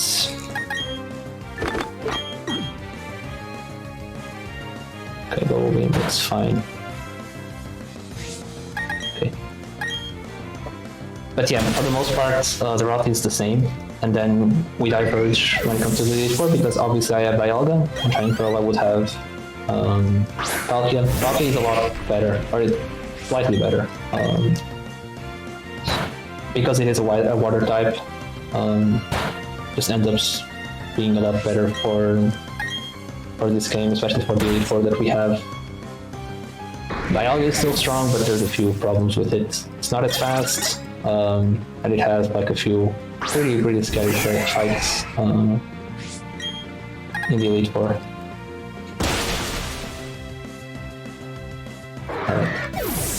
This fight is a little more involved. This fight can also be done with Kadabra. I usually just do it with Dialga.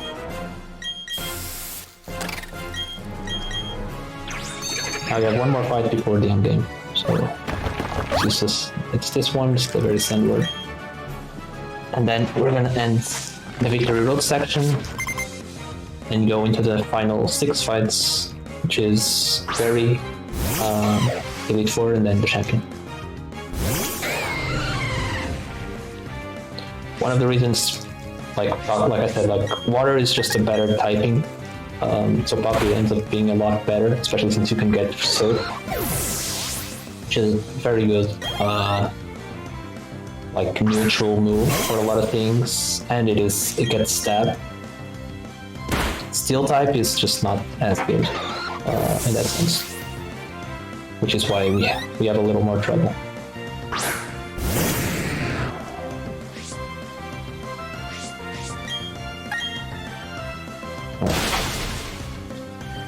Alright, we're done with the Victory Road, and now we are going into the end game.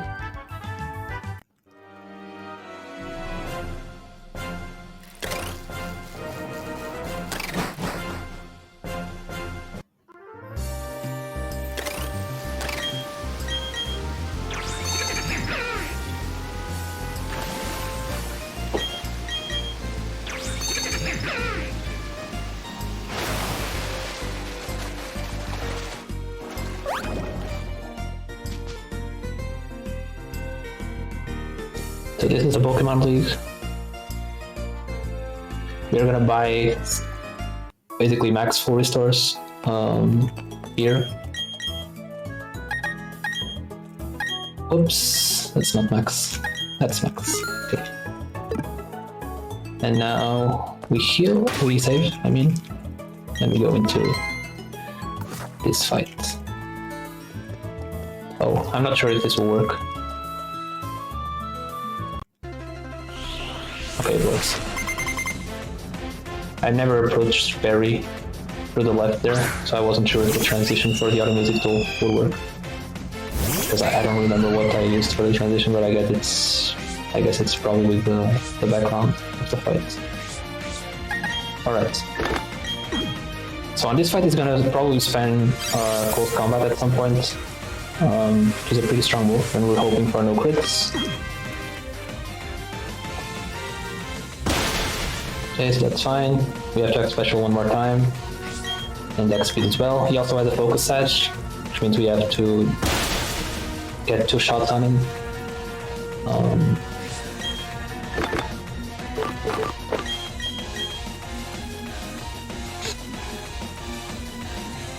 Okay, now he's out of close combat as well.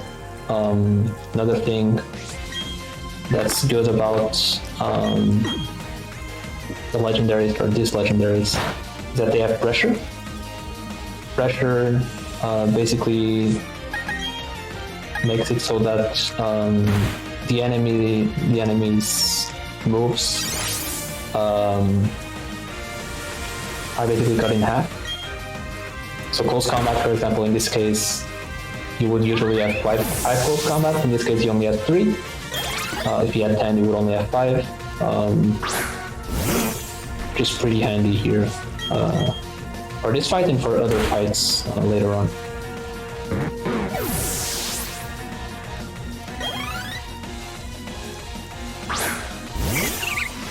And yeah, that's Fairy basically.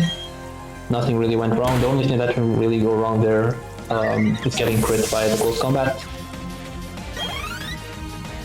And even then, depending on your health, you can probably live that. And depending on your stats as well, obviously. Okay, done with Fairy. The next fight will be Aaron, which is the first Elite Four member. It's by far the easiest one. We're not even going to save for it, we don't need to.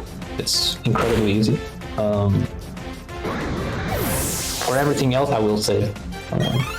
So yeah. We do have to heal after this fight. And either our Dragon Pulse, because we are wasting a lot of Dragon Pulses. Interesting. Empoleon hitting me there is kind of flash cannon. Interesting. Okay. Whatever. We're done with Barry.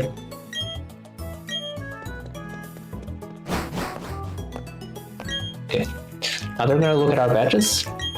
They say they are looking at our badges, but this is actually not the case. If you somehow managed to get here without all those badges, they would still let you in. It's actually how the glitch category started. But yeah, okay. So we have to Ether Dragon Pulse. We have to give the choice specs. Whoops. And we have to rock in dial. So yeah, we're not even gonna heal his.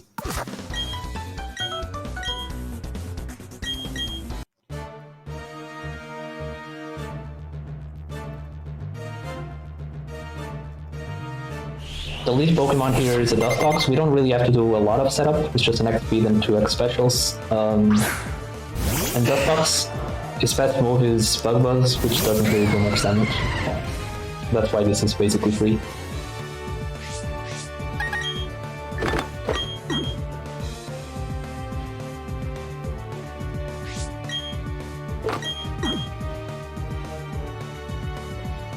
Okay, now it's gonna, as you can see, it's barely gonna do any damage. Okay, now we're good. Now we just Dragon Pulse and we're done. You'll notice, so for those of you that don't know what X items are, I actually never ended up explaining them. X items basically boost your stats when you're in battle. In the beginning, in the first few gens, they boosted your stats by 1 stage. I won't.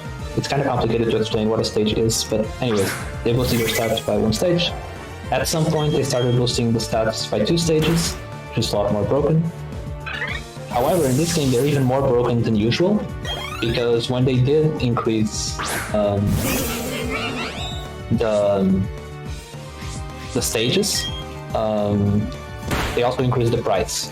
of the items, and they're usually like pretty pricey items. However, in this game, they basically have a mix of both. So they kept the original price that was in like Diamond and Pearl, but they increased 2 stages, so they're actually even more broken than usual. So we can just use and like abuse them throughout the run. And yeah, that was Aaron, pretty standard. And now we have the scariest fight in the game, not for a marathon, but like for a PV run. This is, in my opinion, the scariest. We are gonna heal the full, and we're gonna save. Okay, so this fight is basically just don't get crit. Bertha is gonna leave the Quagfire, and it's gonna spam Earthquake. And if we get crit, we die. Usually, unless we are full health, then we maybe live, depending on our stats. Yeah, it is pretty scary. We have to dodge quite a few crits because we have to set up quite a bit. And there's one more Earthquake that we are gonna have to tank later because there's a Golem with Sturdy that we're gonna have to worry about. Okay, so no crits.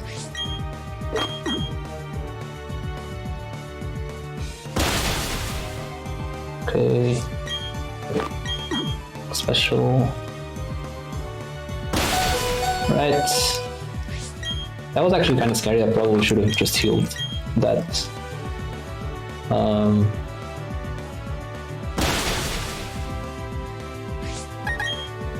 Right. Okay, so this is fine so far. We can still get crit by Golem. We're technically just one, so it's gonna have the Golem now. We're gonna Ancient Power, then Dragon Pulse. It's gonna get 1 Earthquake on us, either on the first turn or on the second turn. It depends on what he uses here. Okay, went for Earthquake right away. Did not crit, so we're fine. So that's Bertha.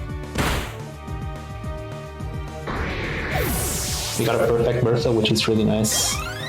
I rarely have this.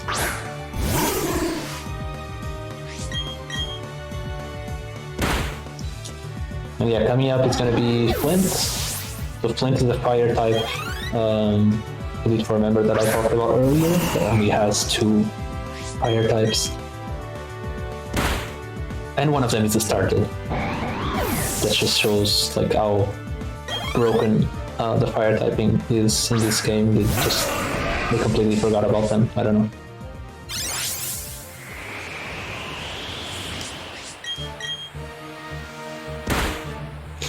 We have to switch for the shite specs now. For Flint, and we have to heal the full as well.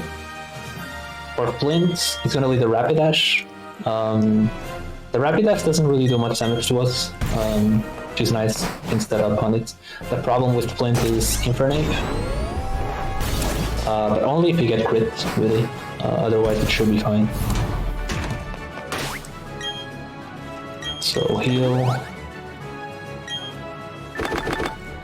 With the choice specs and save.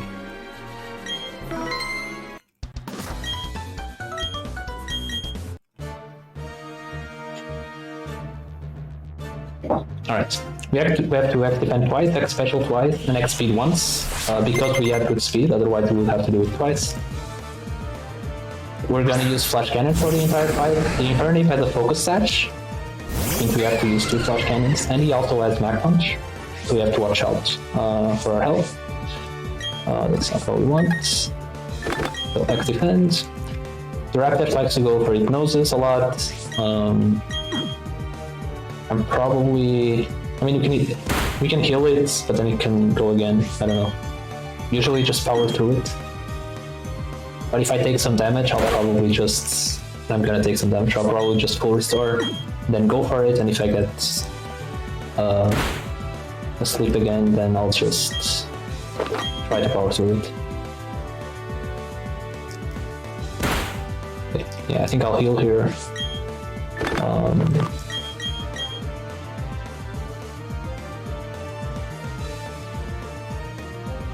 Okay, so we want the flame charge now. He's always going to be faster. He went for Hypnosis. Okay, so now we have to power through this.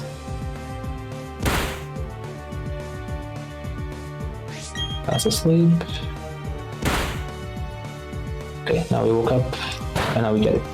So now we just have to hope for no crits or anything on Turnip, and we should be fine.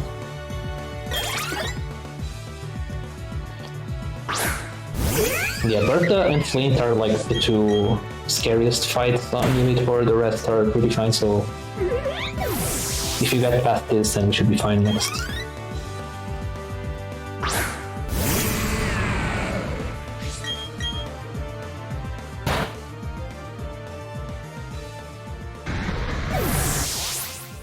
You'll notice a trend of Stilixes. I don't know what it is, like, they just have Stilixes everywhere in this game. Whenever they miss, like, Pokemon for a specific type, they just decide to add a Stilix.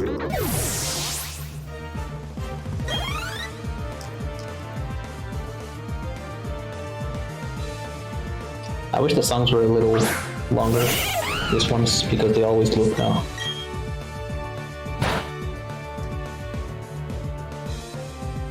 Close combat. Okay, no crits, this should be fine. He's not in Mach Punch range, so he's not gonna go for Mach Punch anyway. So we are good. He's gonna heal, yeah. But he dies now, because his focus touch is used up. So far so good. It's been a very good Elite Four actually. And yeah.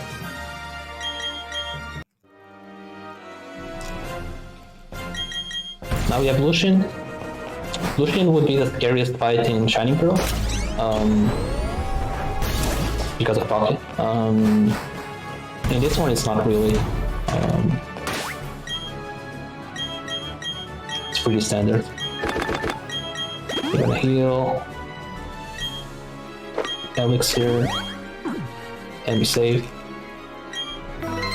So unless like some really bad crits happen, we should be fine on this one as well.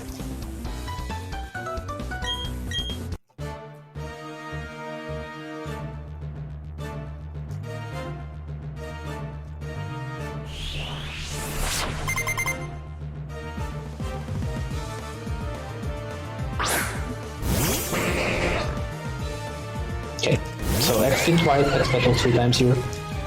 And then Flash Cannon and everything. He's gonna go for Dazzling Gleam a lot, and he's also gonna use Light Screen probably right away, yeah.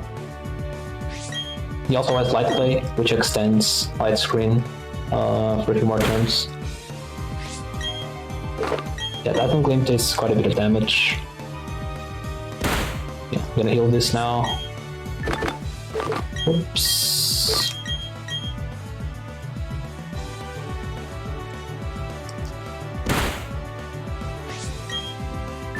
I'm gonna have to heal one more time because I have to use one more X special. And he's doing quite a bit of damage to me.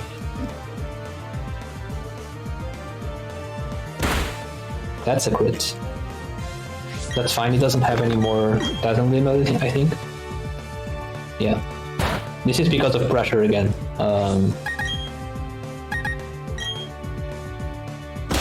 Dazzling Gleam is a 10 PP move, so he only gets 5, and he used up all 5 there. So yeah, that's Lucian.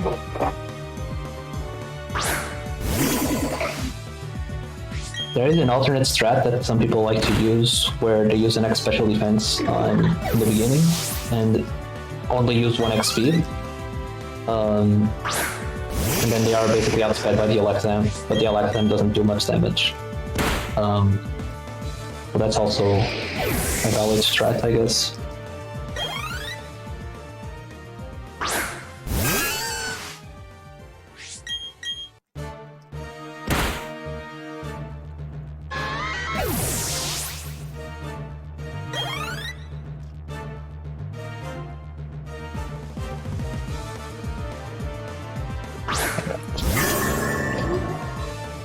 That's Bronzor, that's the last one.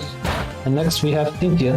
So here's the funny thing about Cynthia. Cynthia was like terrifying casually for a lot of people, myself included. But she's actually one of the easiest trainers in this game. And you'll understand. I'm still gonna save because certain people that I won't name have died to Cynthia before, but I have never died to Cynthia. But still, I'm gonna save just in case. But basically, we're gonna use an X special defense first, and this is basically gonna trick. So Cynthia will use, or any trainer with smart AI will use the move that's gonna do the most damage. And whenever you use an X special defense, usually, unless we have like really weird stats, usually what's gonna happen is the best move for Cynthia to use on Spiritomb, which is the lead Pokemon, is Sucker Punch. However, Sucker Punch is only valid if the opponent attacks us. So in this case, if I attack him. So it's just gonna spam Sucker Punch, and it's gonna fail. I hope this is what happens. Sometimes he likes to get freaky, but... Okay, so now he's spamming Sucker Punch, and there's nothing basically you can do, it's done. He's gonna use Sucker Punch, he's only gonna get like 3 Sucker Punches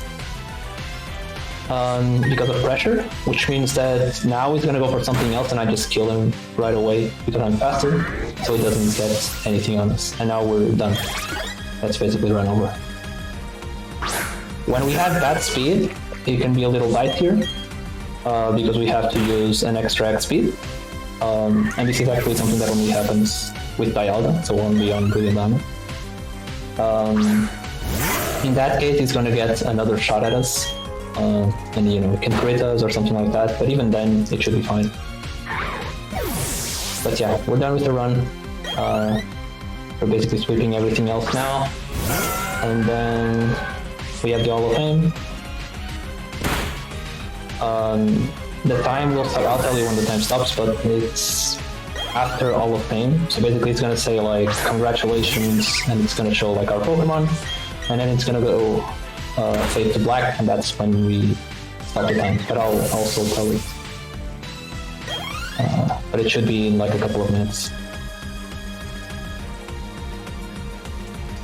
But yeah. Garchomp has nothing on us.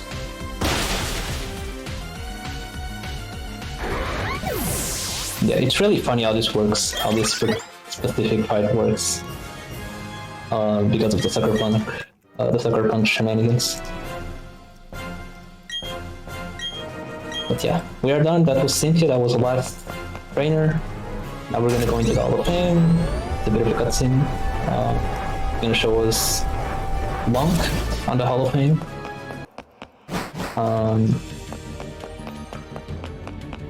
And that will be it.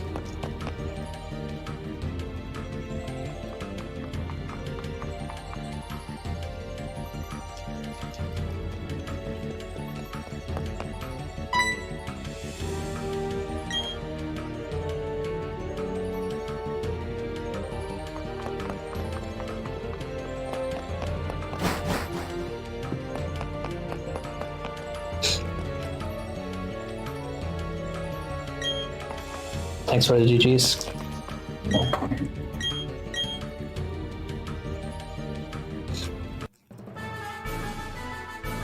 Alright, so get ready on the timing. Welcome to the Hall of Fame. We have Blanc. Blanc has made it through.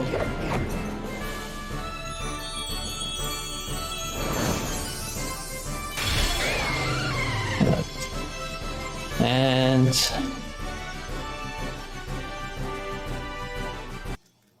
time. Nice. All right. That was Brilliant Diamond. Thank you very much. Just would like to give a couple of shoutouts. Like I see Spider and Iron in the chat. Thank you for donating for this incentive. I really wanted to showcase like the tool in a marathon, so it was really nice to finally show that. And we get the Yoras credits thing, by the way. But yeah, it was a lot of fun. What was my time, by the way? 3:32:11. Okay, that's fine. Could be better, but it's fine. Anyways, shout outs to all of PSR. If you're interested in learning this game or running this game, you should join the Switch PSR Discord. There's a lot of welcoming people there. Everyone's happy to help you. This is probably, like on the Switch, it's probably the toughest one to start with, because the route is very brutal, as you might have noticed throughout the run. But any of the Switch games are a lot of fun to run.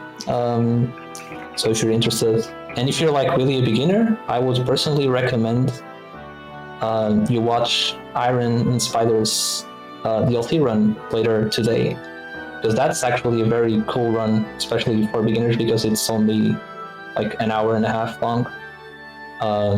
So it's pretty cool. And it's a lot of fun, especially like you can route it and everything since it's pretty short. So I definitely recommend that. But yeah, other than that, you can check me out on Twitch. I'm Furyst on Twitch. I stream occasionally speedruns of this game and maybe other Pokemon games soon. And yeah, I want to thank Green Gaming for